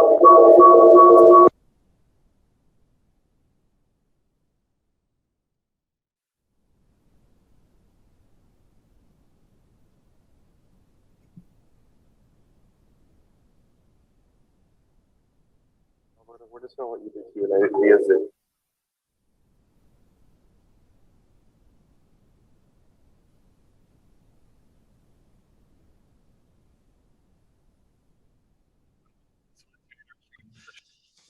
We were having some technical difficulties, but I'll facilitate our Q&A session. So first of all, thank you for an amazing presentation. It's always amazing to listen and hear a lot of the basic science and toxicity that goes into PFAS. We have some questions from our audience, both in the room and online. So I'll be asking you a couple of those questions to understand, to facilitate them over to you. So could you please elaborate on the differences between C8 or C6 PFOA and the alternatives to PFAS? Will these alternative PFAS end up in our firefighter gear? Oh, I don't think I can answer whether or not those could end up in your gear. So, however, I think what we are seeing is that these replacements are being used more and more. And our grant is in year 5. And what I can tell you is when we first wrote the grant, there were about 2,000 PFAS out in the kind of that were either being detected or had been kind of registered for commercial use. And it's just grown, it's beyond exponential at this point. So I think that the concern will be that I think we will have to be concerned that those types of chemicals can get into, fabrics, gear, you name it, and we're always going to be chasing. So I think it's possible. I don't know if they will. They certainly have they do have a lot of similar properties. I think our concern is that they behave a lot like the ones that are already out there. We're not seeing a lot that are behaving differently. And I think the field has to think about how to engineer these a little differently, with a lot of use of understanding their biological pathways and systems and how they get into biological systems. Thank you. For the audience, we have a very different heterogeneous audience with us, including our firefighters, government, even international members. And one of the questions that we're seeing from our audience is how does different dosages of exposure within animal models might differ in the exposures that are seen, for example, in human models, so that you can interpret the health effects from them? Okay, that's a really good question. So in general, when you saw my data, for example, the lowest concentration we used was 250 nanomolar. And that's a reasonable concentration compared to what we know is detectable in liver autopsy tissue from humans. Now, as PFAS and PFOAs, as they have been withdrawn for certain uses, we know that those concentrations in human liver have gone down. But in general, we try to put our lowest concentrations around what we would see potentially in a human liver cell, like a human autopsy or necropsy tissue. Once we get up to 2.5 micromolar and 25 micromolar, those are way, way high. And we're really just trying to push the cells to see if they can respond at all, right? So if we give them a really high concentration and the cells don't really do much, then we know that we can kind of interpret that might be like a less sensitive model. It's kind of complicated, but what I would say is that that lower concentration is a bit concerning because it means that they can get in. I didn't present it today, but we actually did a lot of treatment on our hepatocytes with concentrations that we would find in well water, so parts per trillion concentrations, and the cells do respond to that.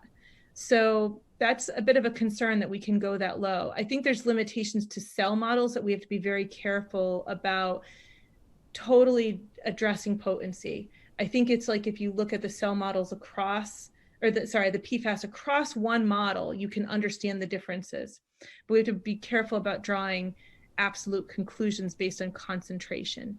So what I would say is low concentrations stimulate cells to do something, and that's probably the concern.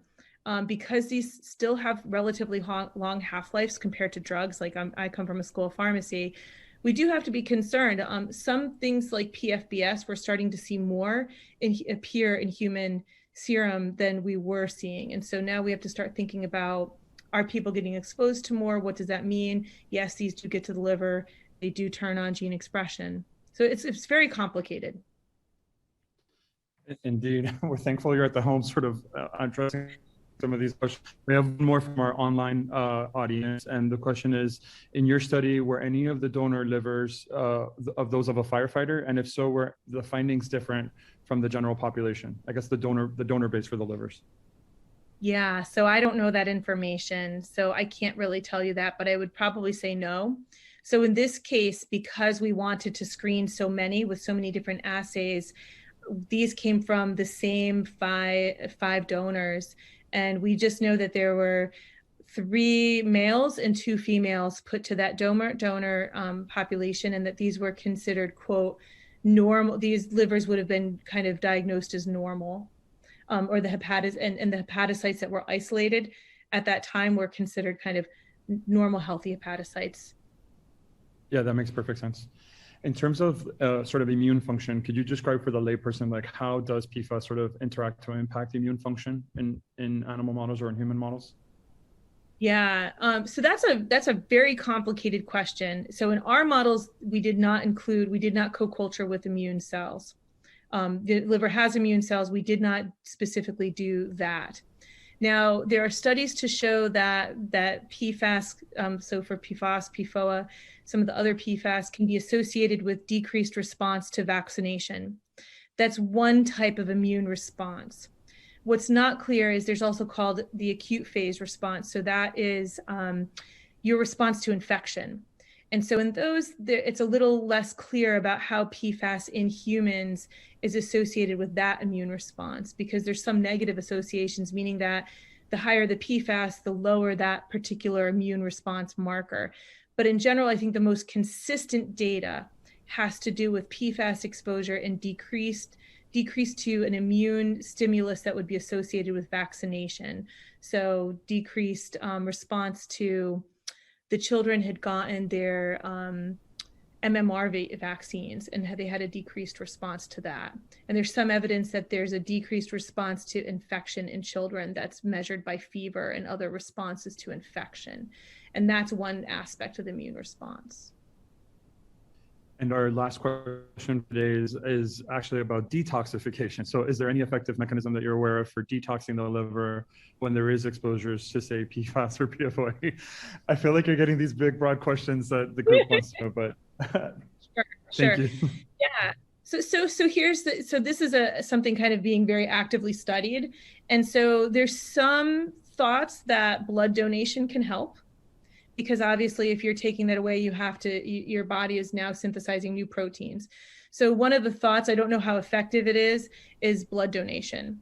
And I think that comes from understanding that when women are menstruating, that their levels can get lower.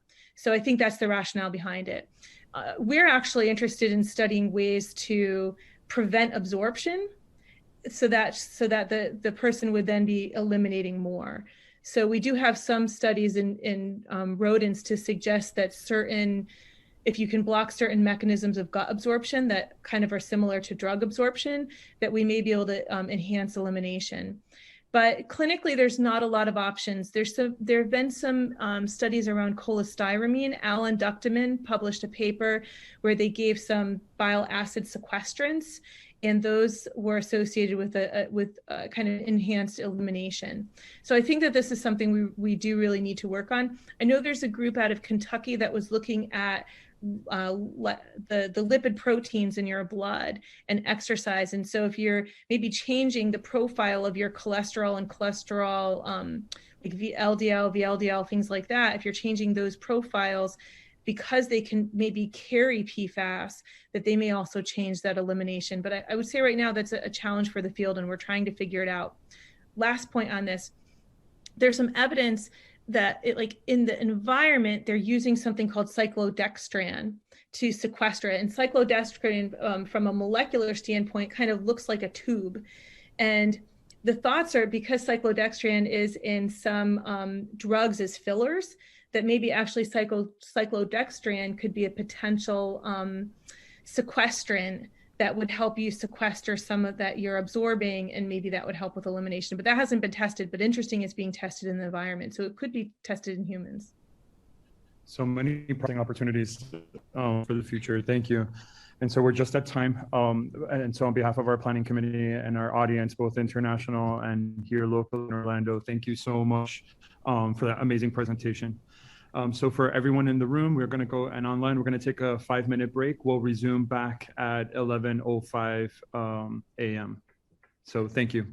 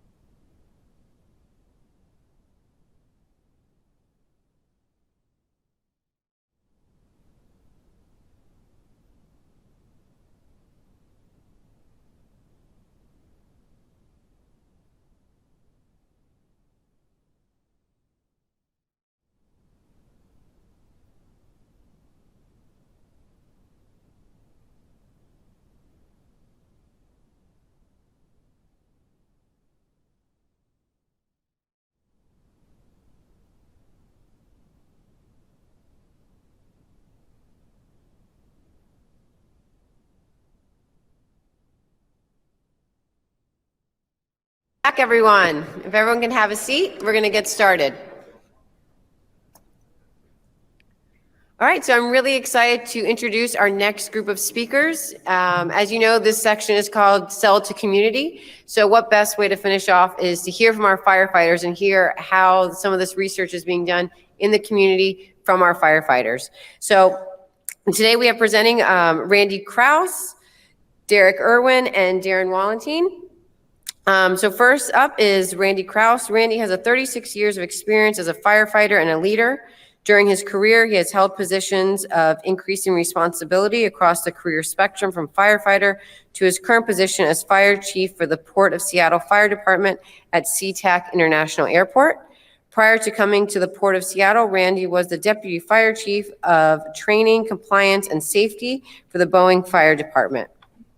As a respected subject matter expert in aircraft rescue firefighting, Randy has had the opportunity to influence aircraft national standards, regulations, and processes through various national and international committees and working groups.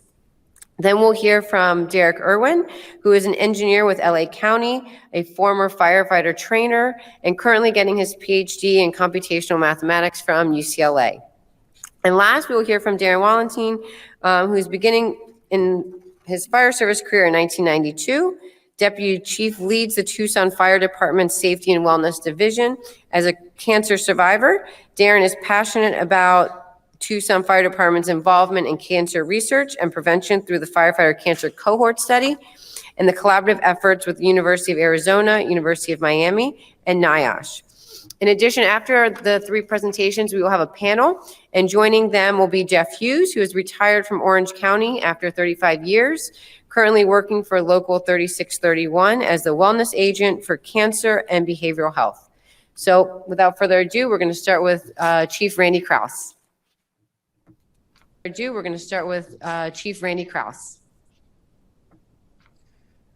Good morning, everyone. Thank you for the opportunity to present today. I really appreciate it. And when Dr. Burgess asked me to present, I feel like it's a very important opportunity for us in leadership to kind of share our experiences and the importance of the relationship with researchers as they look at the fire community. A little bit about my department. I am the fire chief at SeaTac International Airport. I do have 36 years of experience in aviation, so dealing with mil-spec AFFF, which contains fluorine. And my department has also participated in the Firefighter Cancer Cohort Study, in which over 80% of my members voluntarily provided blood, urine, and saliva samples to Dr. Burgess and his team as they look at the specific area of PFAS. One of the things that I put this slide up here. One of the things that I find myself doing, and many of you as well probably do, in partnering with researchers, is I often have more questions than I have answers, and often find myself wondering why or what. I'm confused sometimes on where I end up being. Last week I spoke at a town hall for the National Academy of Sciences and Medicine, and one of the main things, and I find myself being really good at, and what the importance of us being engaged with researchers when they look at especially the fire department community, is helping them link to other contacts or your network to be able to help them answer some questions. And so I find myself being more of an advocate in finding answers and helping the researchers. I'm not technical by nature whatsoever, but just through my relationships with others throughout the world, as I've spent 36 years in the fire service, I'm able to kind of piece things together and get the researchers some information that they may not have otherwise had. I'm gonna focus basically on firefighting foam, AFFF mil-spec. My department has experienced 3 pancreatic cancer cases. One, I have to mention my brother, Gilbert Smith, who passed away in 2015 after retiring in 2013. So just 2 years after his retirement, he passed away from pancreatic cancer.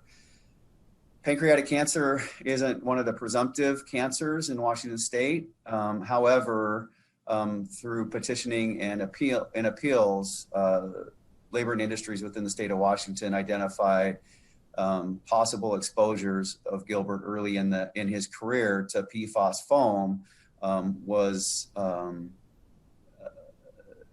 lined up so that he was able to, and his family were able to consider his unfortunate early passing as a line of duty death. I currently have one firefighter experiencing and battling pancreatic cancer. I have a long-term retiree that has experienced pancreatic cancer. And so it just drives and begs a ton of questions. So as you could see, when Dr. Burgess and team asked to come out, I had a ton of interest from my membership because of those specific cases, and it's so close to us that they wanted to know what it meant and how it looked. And one of the things that I spend my time doing is educating through the researchers, helping me understand, one, we may not have the answers today, but hopefully we'll have the answers in the future. So with my firefighters, it's about, yeah, we tested their blood, urine, and saliva. We have results. I'm elevated in 2 particular areas personally myself. And what makes me wonder, is it because of my experiences early in my career? Because we did wash floors with AFFF foam. We washed trucks with AFFF foam. We threw it on each other. The way we used to train with it is we would have to be fighting fires with hand lines with AFFF foam coming over the top of us. So just kind of by the nature of how we did our work in the late 70s, early 80s, created those exposure opportunities for us.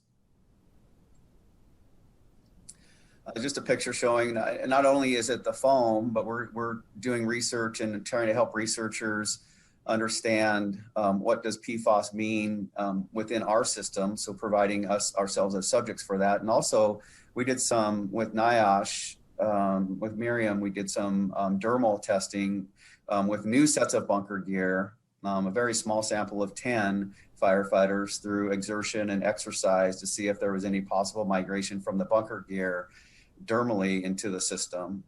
So it's, for me, it's about if I could leave you with one thing, the importance of these relationships is creating a learning community, not only for us individually, but for the research as well, and making ourselves available to the researchers so that we can help them build a data sets so that we can do something with that in the future. And what my team, and even my I heard the word yesterday, I've been in and out of the conference, and my most tenured individuals really understand the importance of, one, they want to know what they were exposed to and how it's affecting them later in their career, but also setting a course for the next generation so that we can protect them and provide a safety envelope in some way, shape, or form so that they can be less at risk through whether it's engineering controls, PPE, how we doff and don our equipment, 2 sets of bunker gear, if we can do that and manage that,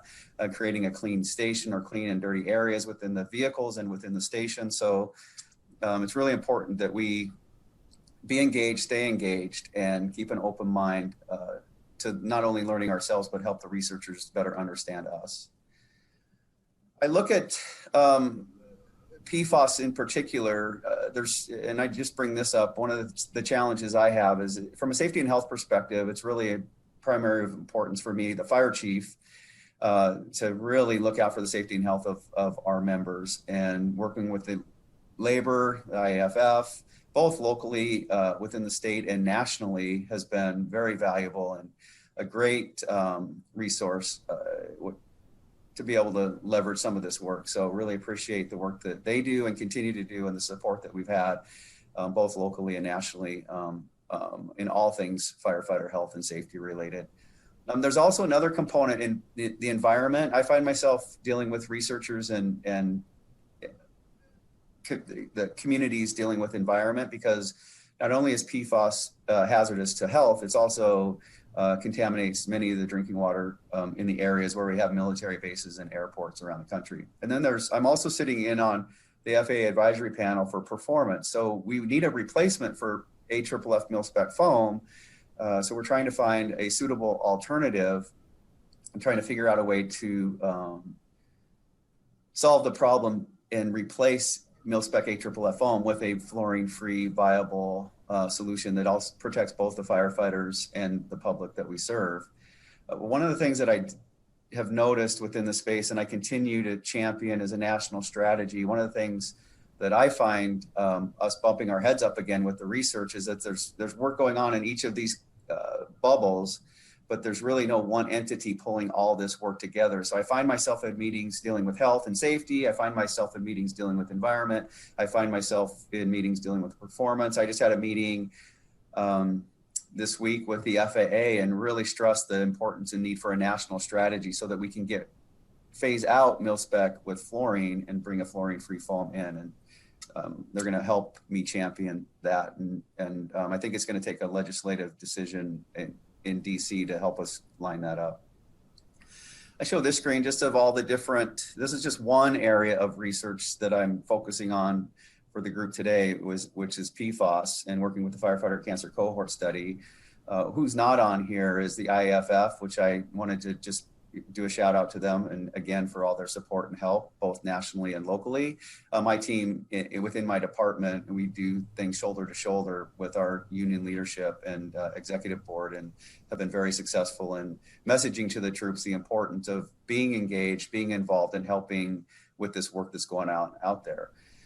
One of the things that I find myself, I'm not really that an advocate. I don't find myself in advocacy a lot, but I guess I do find myself in advocacy a lot. We, in the state of Washington, Toxic Free Future did a ton of work legislatively to ban the purchasing of mil-spec AFFF foam. So we have legislation within our state. I cannot use mil-spec AFFF foam with fluorine for training purposes. I can only use it for emergency response.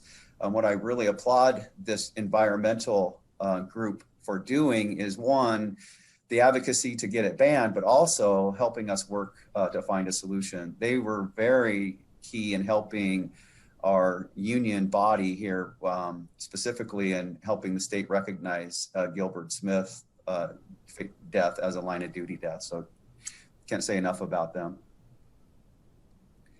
Why are partnerships important? It's connecting with the research community. And then I've just recently with Dr. Burgess, for you researchers out there, if there's information that you're not getting, or there's things that you're looking for that you're having hard access, the fire service as a community can be very protective until you share a name that they know or a mutual contact. And that's where I've been finding myself to be of value to this research. And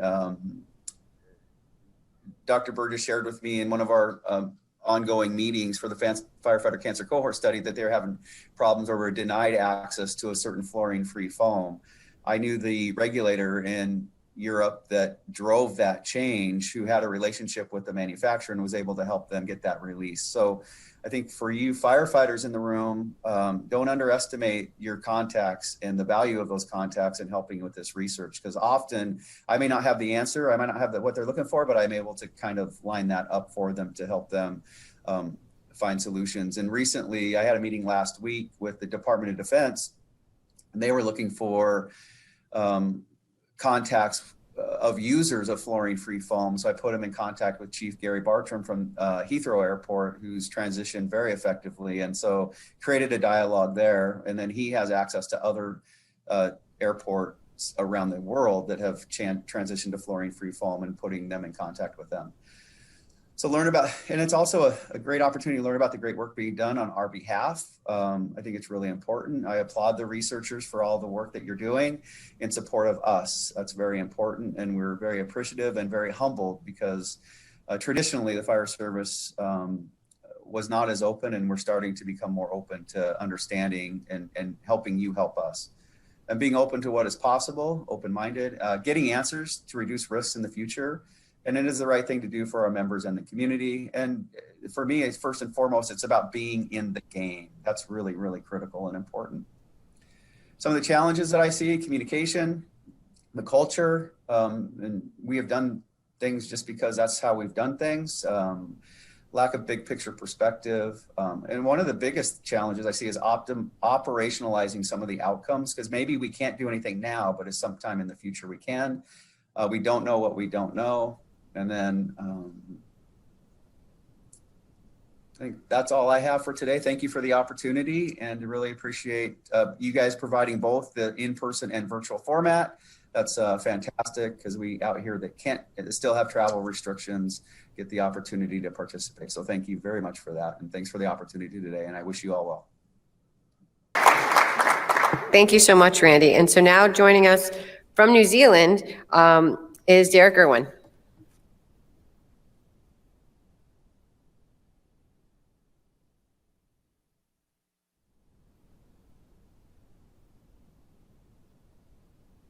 My name is Derek Irwin. I'm an engineer with LA County Fire, currently on academic leave while completing my PhD in chemistry at UCLA. And I'd like to talk about how the fire service can work with the academic community to make some real progress in our cancer prevention efforts.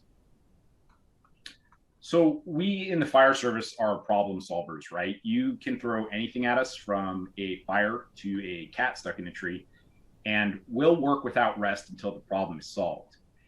And we do that because we're duty bound to protect the public. But we have to remember that we're also duty bound to come home healthy to our families. So as firefighters, we have to look at cancer in the fire service as yet another problem to tackle, because standing by and hoping that some smart people are going to come along to figure it out for us isn't going to get us anywhere other than to more funerals for our friends and colleagues.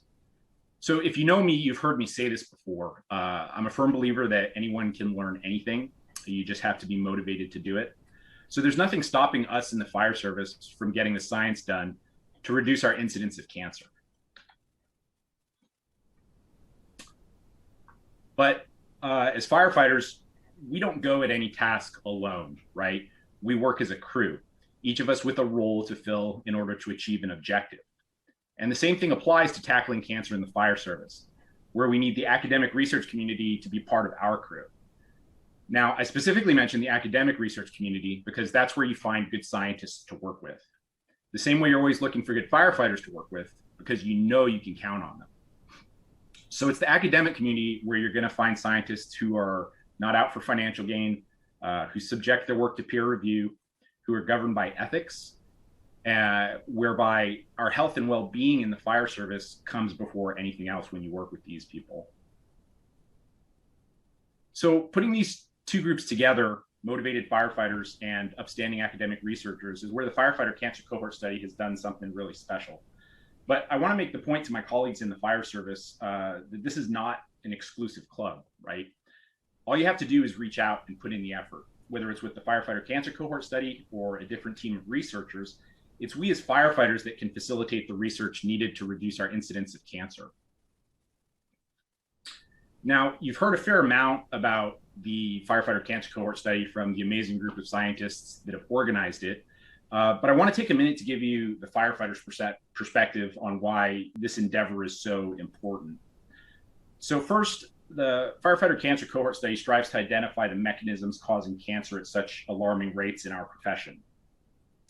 Firefighters are given the opportunity to steer research in directions that are important to us and to engage in getting that research done, which is actually very unique. And probably most importantly, the Cancer Cohort Study strives to advance the state of the science so that we can identify cancers early and hopefully improve treatment outcomes. Now, the key to accomplishing all of this is these blocks here that you see in green, which is our participation as firefighter researchers, whereby we're not sitting around hoping that somebody's going to come along to collect a post-exposure biological sample to analyze. We make that happen ourselves. That way our academic research partners get all the data that they need. So how is it that that happens? Well, after the necessary IRB framework was established in LA and Orange County, we were able to get firefighters certified to enroll fellow firefighters into the Firefighter Cancer Cohort Study. And with the support of our medical director, we're able to have our firefighter paramedics do all of the phlebotomy needed for the study. And this is actually a money saver, right? Because research dollars don't have to go towards travel or personnel costs and can instead be used to include more firefighters in the study. Now, there's a number of challenges to post-exposure biological sample collection in the fire service. And if you take, for example, a large brush fire, where we're likely to have study participants spread over a large geographic area, conventionally, a team of researchers would have to scramble to get the timing and location right for sample collection. And I can tell you from personal experience, having tried it that way a couple of times, you lose the opportunity or you lose the chances to collect a lot of the samples that are out there. And it's really heartbreaking from the point of view of trying to get the work done for firefighter cancer prevention. So what we as firefighters can do is solve problems, right? We can pre-equip our apparatus for research activities with something as simple as a small cooler with urine cups, so that when an incident does occur, the vast majority of our research participants are able to facilitate field research over even massive geographic areas that you'd find in a brush fire. And this way we don't miss any opportunities to collect samples because of distance and timing.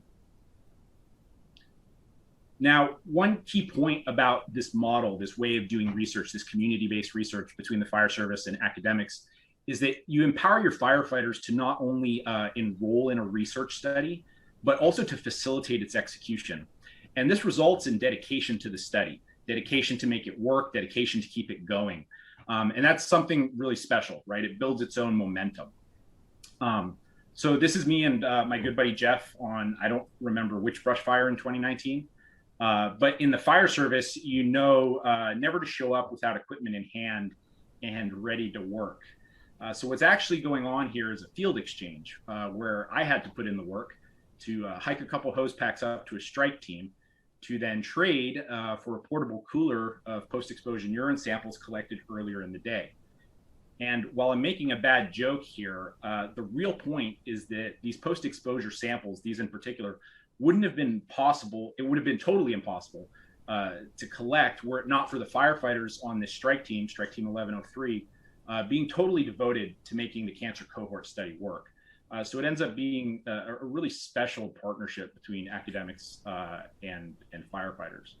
So when all said and done in the field, we're able to package up samples and ship them off to our research partners. And that's where the other half of the work gets done. Now, in addition to working towards catching cancers early and improving treatment outcomes, one of the most important things we have to do is implement research-based interventions and policy changes to reduce our exposures to chemical carcinogens. But it's really important that we understand the published research from our academic partners in full and in depth. For example, we have to recognize that while post-incident decon might remove upwards of 80% of contaminants from our PPE, that does not equate to an 80% reduction of chemical carcinogens absorbed into your body. To make more progress on that front, we actually have to physically remove sources of exposure wherever possible.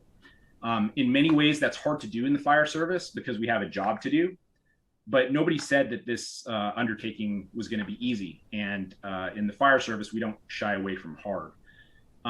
But there is low-hanging fruit, right? There's simple things that we can do, like moving gear lockers off the apparatus floor, which unfortunately a lot of places still struggle with accomplishing, or not using engineered wood products bonded with synthetic resins in live fire training, which should be a no-brainer. So to seriously make progress on our cancer prevention efforts, we have to put the effort in as firefighters to delve into and really understand the science. And it's not hard to do. I'll tell you, I went back to school when I was 35, working full-time, married with 2 kids, and it's doable because we in the fire service inherently are a family, and you'll have the support that you need to get the things done. It just takes some work, right? Left foot in front of right foot, just like on a fire, until it's done. So anyway, that's it, and thanks very much for your time. And to finish off, we have Darren Wallentine.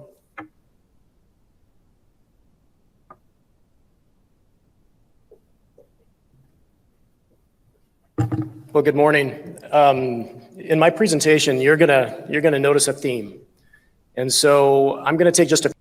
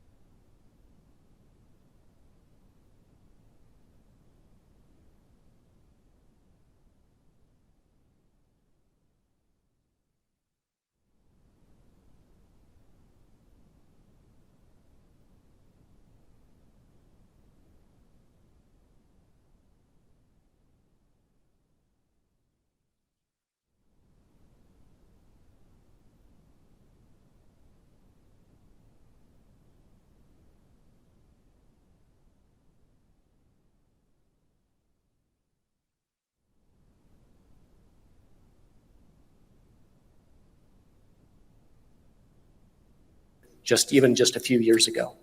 So exceptional partnerships act as a catalyst for each member to grow and succeed. Is there a clicker? Or is it? Next slide. Thank you. I say next slide and it happens. So our fire service culture, this is one of the biggest challenges that we have, especially with the Tucson Fire Department, rich in history, rich in tradition, but you sit across from the researchers in some of these meetings and they ask you why. What's the answer? We've always done it this way. This was a humbling experience for us at the Tucson Fire Department when we were then challenged by our research partners. So we don't know what we don't know until we have this opportunity when we partner with the researchers. Now, within this partnership with the University of Arizona specifically, we look at this more as a relationship, and relationships are built on trust. Our partnership and relationship with the University of Arizona began back in 2007 when we had an outbreak of MRSA.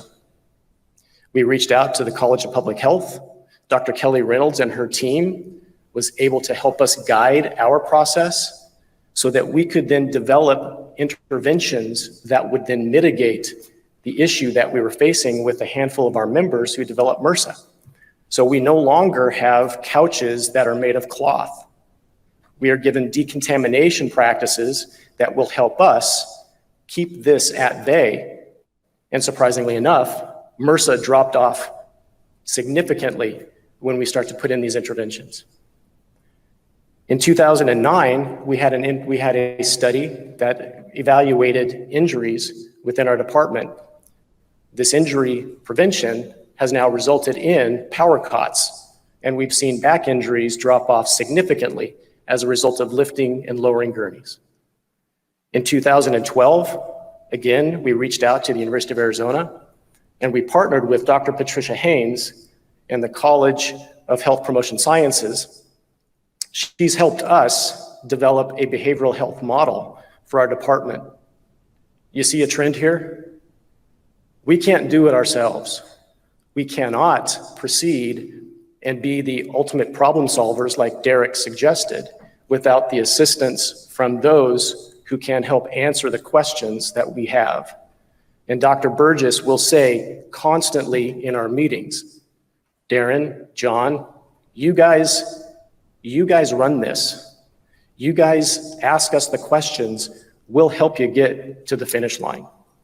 So my emphasis today is that for all of you, start thinking about those that you can reach out to in your department, whether it's the local university or those colleges, because they're going to help you, especially when you sit around that kitchen table at the fire station and try to explain why we've got these green buckets on every fire truck.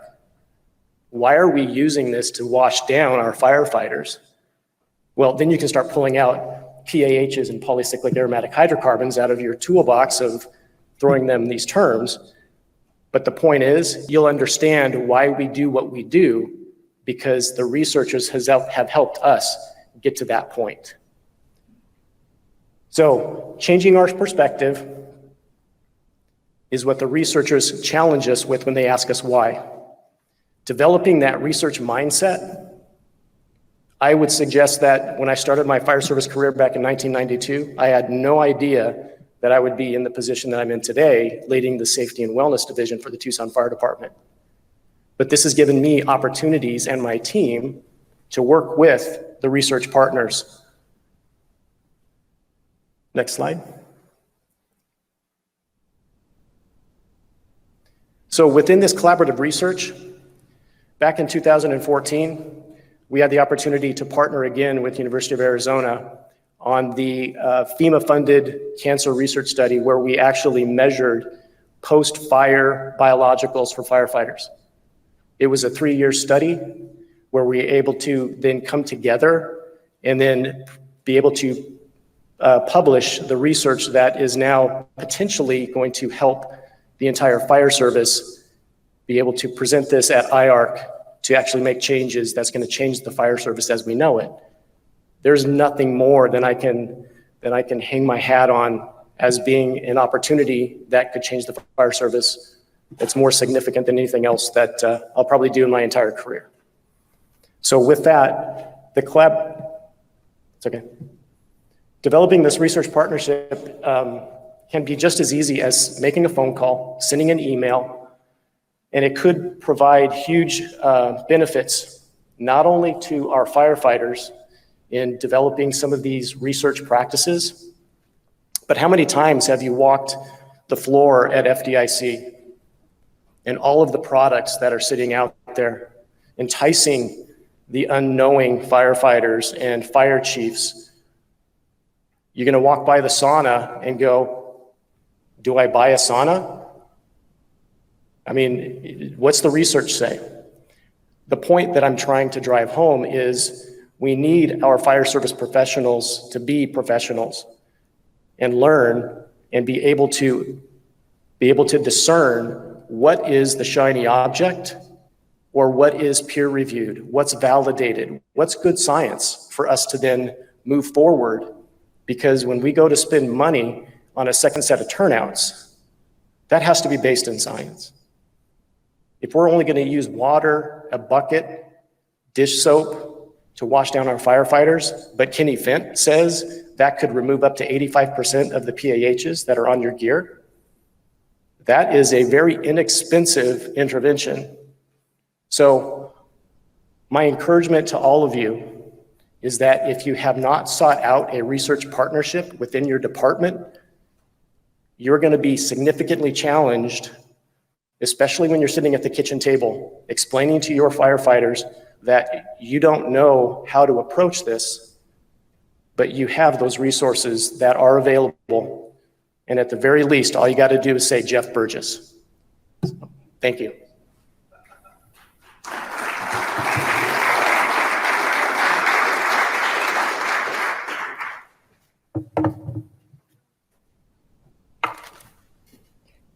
Thanks, Darren. It was a great presentation. Okay, so now we have everyone. Randy and Derek, can you hear us? Yes. We have everyone. Randy and Derek, can you hear us? Yes. Yes. Oh, awesome. Okay, so we have everyone here. So to start off, one of the questions that came through is, how do you sustain a long-term research partnership? It doesn't hurt that I've been in my position for some time now. And for Captain John Galata, who's really been our champion in our safety and wellness division, for him and the time that he's been in his position, which is probably more than 10 years, that has been a significant way to keep that partnership going. Because the professors at the University of Arizona oftentimes don't change frequently, not like in the fire service where you're 2 years in a spot and then you're out. But that consistency is something that we value, and that's just what happened for Tucson. Anyone else want to elaborate?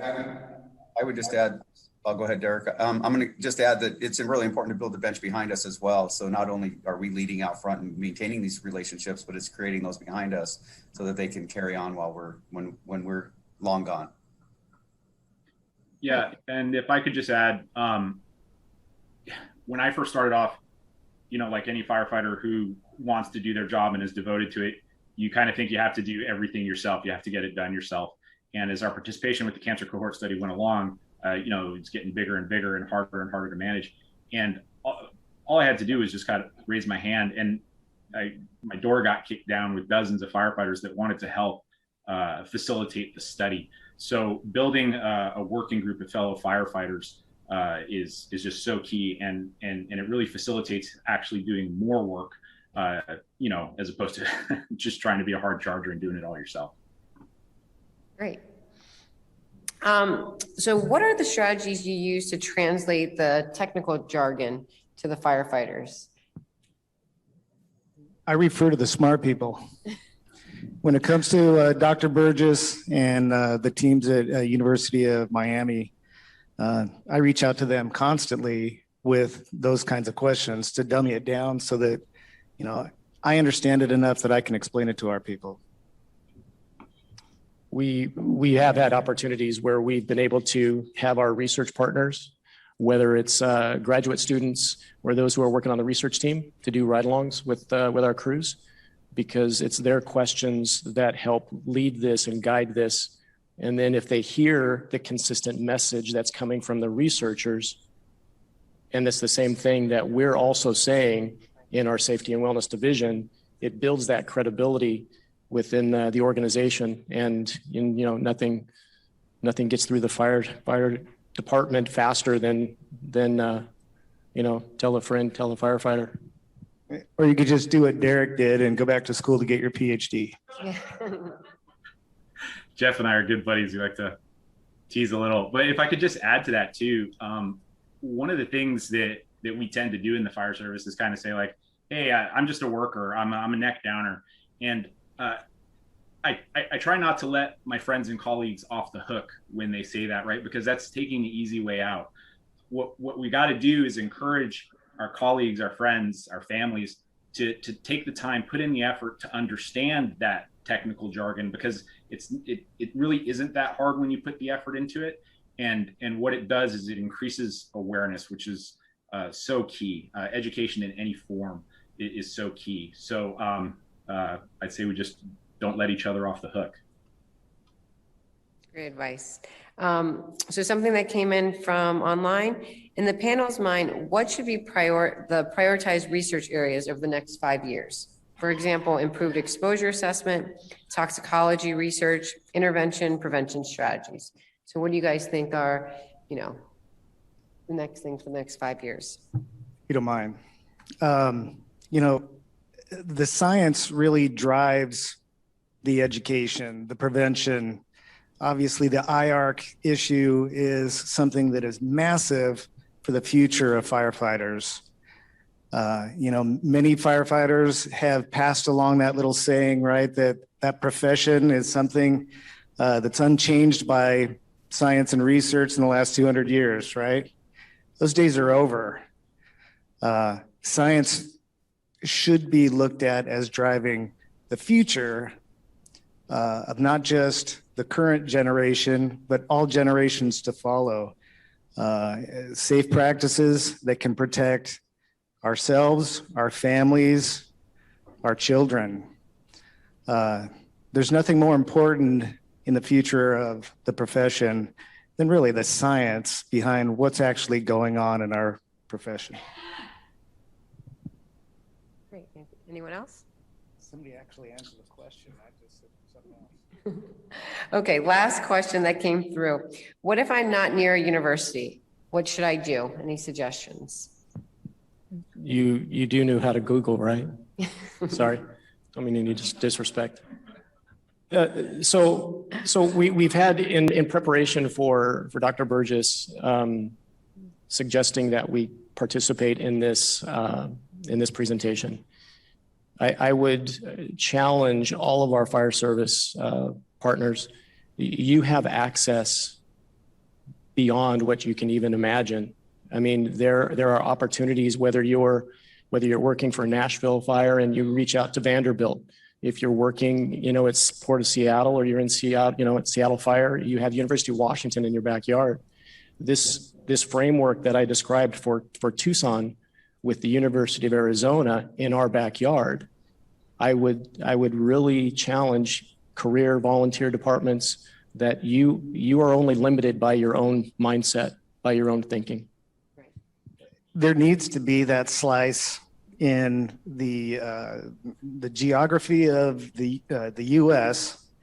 That the science isn't just going to study one department, and so the fact that the outreach, John and Kepra with Tucson were just back in FDNY delivering, or not delivering, but actually taking biologicals. So the testing and the science oftentimes will go to you because you are of value in their research that needs to be broad. So reach out, do your homework, and like Derek said, create opportunities for yourself to help in the science of this important work. Yeah, if I could just add to that briefly, all the work that I was just describing that Jeff Hughes and I have done together, right? We're in Southern California where there's no shortage of universities, but all the work that we're doing is in conjunction with University of Arizona, the University of Miami, NIOSH, none of which are local to Southern California. So all that work that we've done is, firefighters doing the legwork in the field. And then it's really as simple as getting an IATA shipping certificate to be able to ship biological samples to those university researchers that, like Darren was saying and Jeff was saying, could really be anywhere in the country. So not having a university down the road really it's not a limiting factor. If you can pick up the phone or you can send an email, you can make it happen.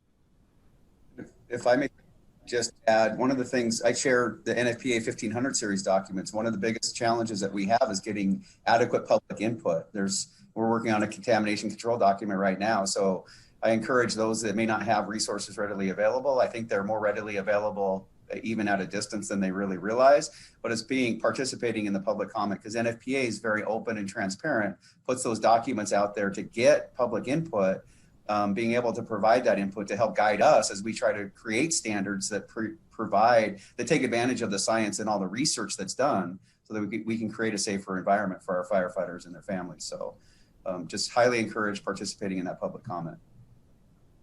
That's great. Thank you guys so much for your advice, for your feedback, and great presentations. Thank you.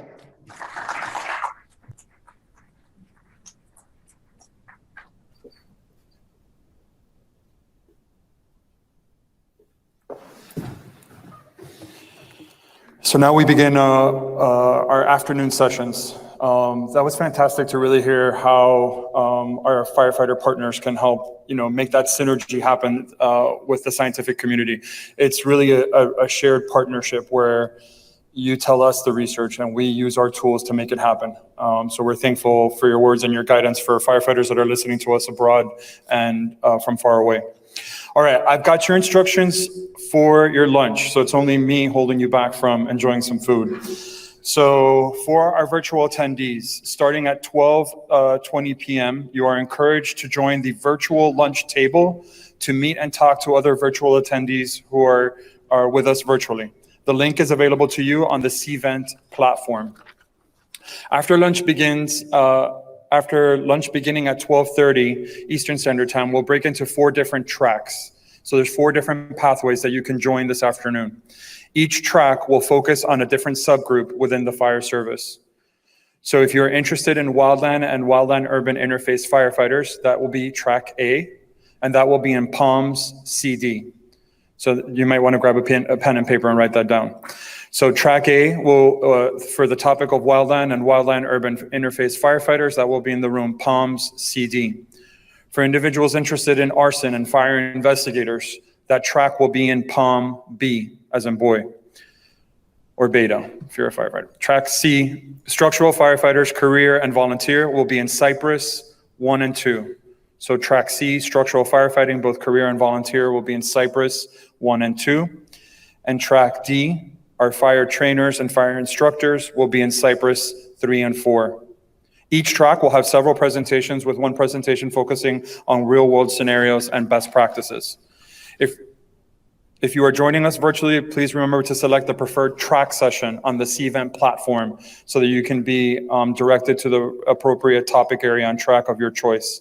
These tracks are running side by side to each other. So instead of having one dual track, as we've been doing these last 2 days, there'll be 4 tracks and you choose your pathway of which one you want to go to. So for those in person, you'll be directed to the track room of your choice after lunch. Our staff will be outside guiding you to the appropriate room. After the track session, we're going to have a break and then reconvene in the full group to hear a brief recap of each of the sessions, followed by a Q&A session. So bring your questions and be ready to ask. All right, please enjoy your lunch. Buen provecho. The tracks will begin at 1 p.m. So there's an update to the schedule. Tracks will begin at 1 p.m. So we'll break for lunch now. Please be in the area, either in your CVent room if you're virtual, or in the designated room here in person by 1 p.m. Thank you. Enjoy. I had one job.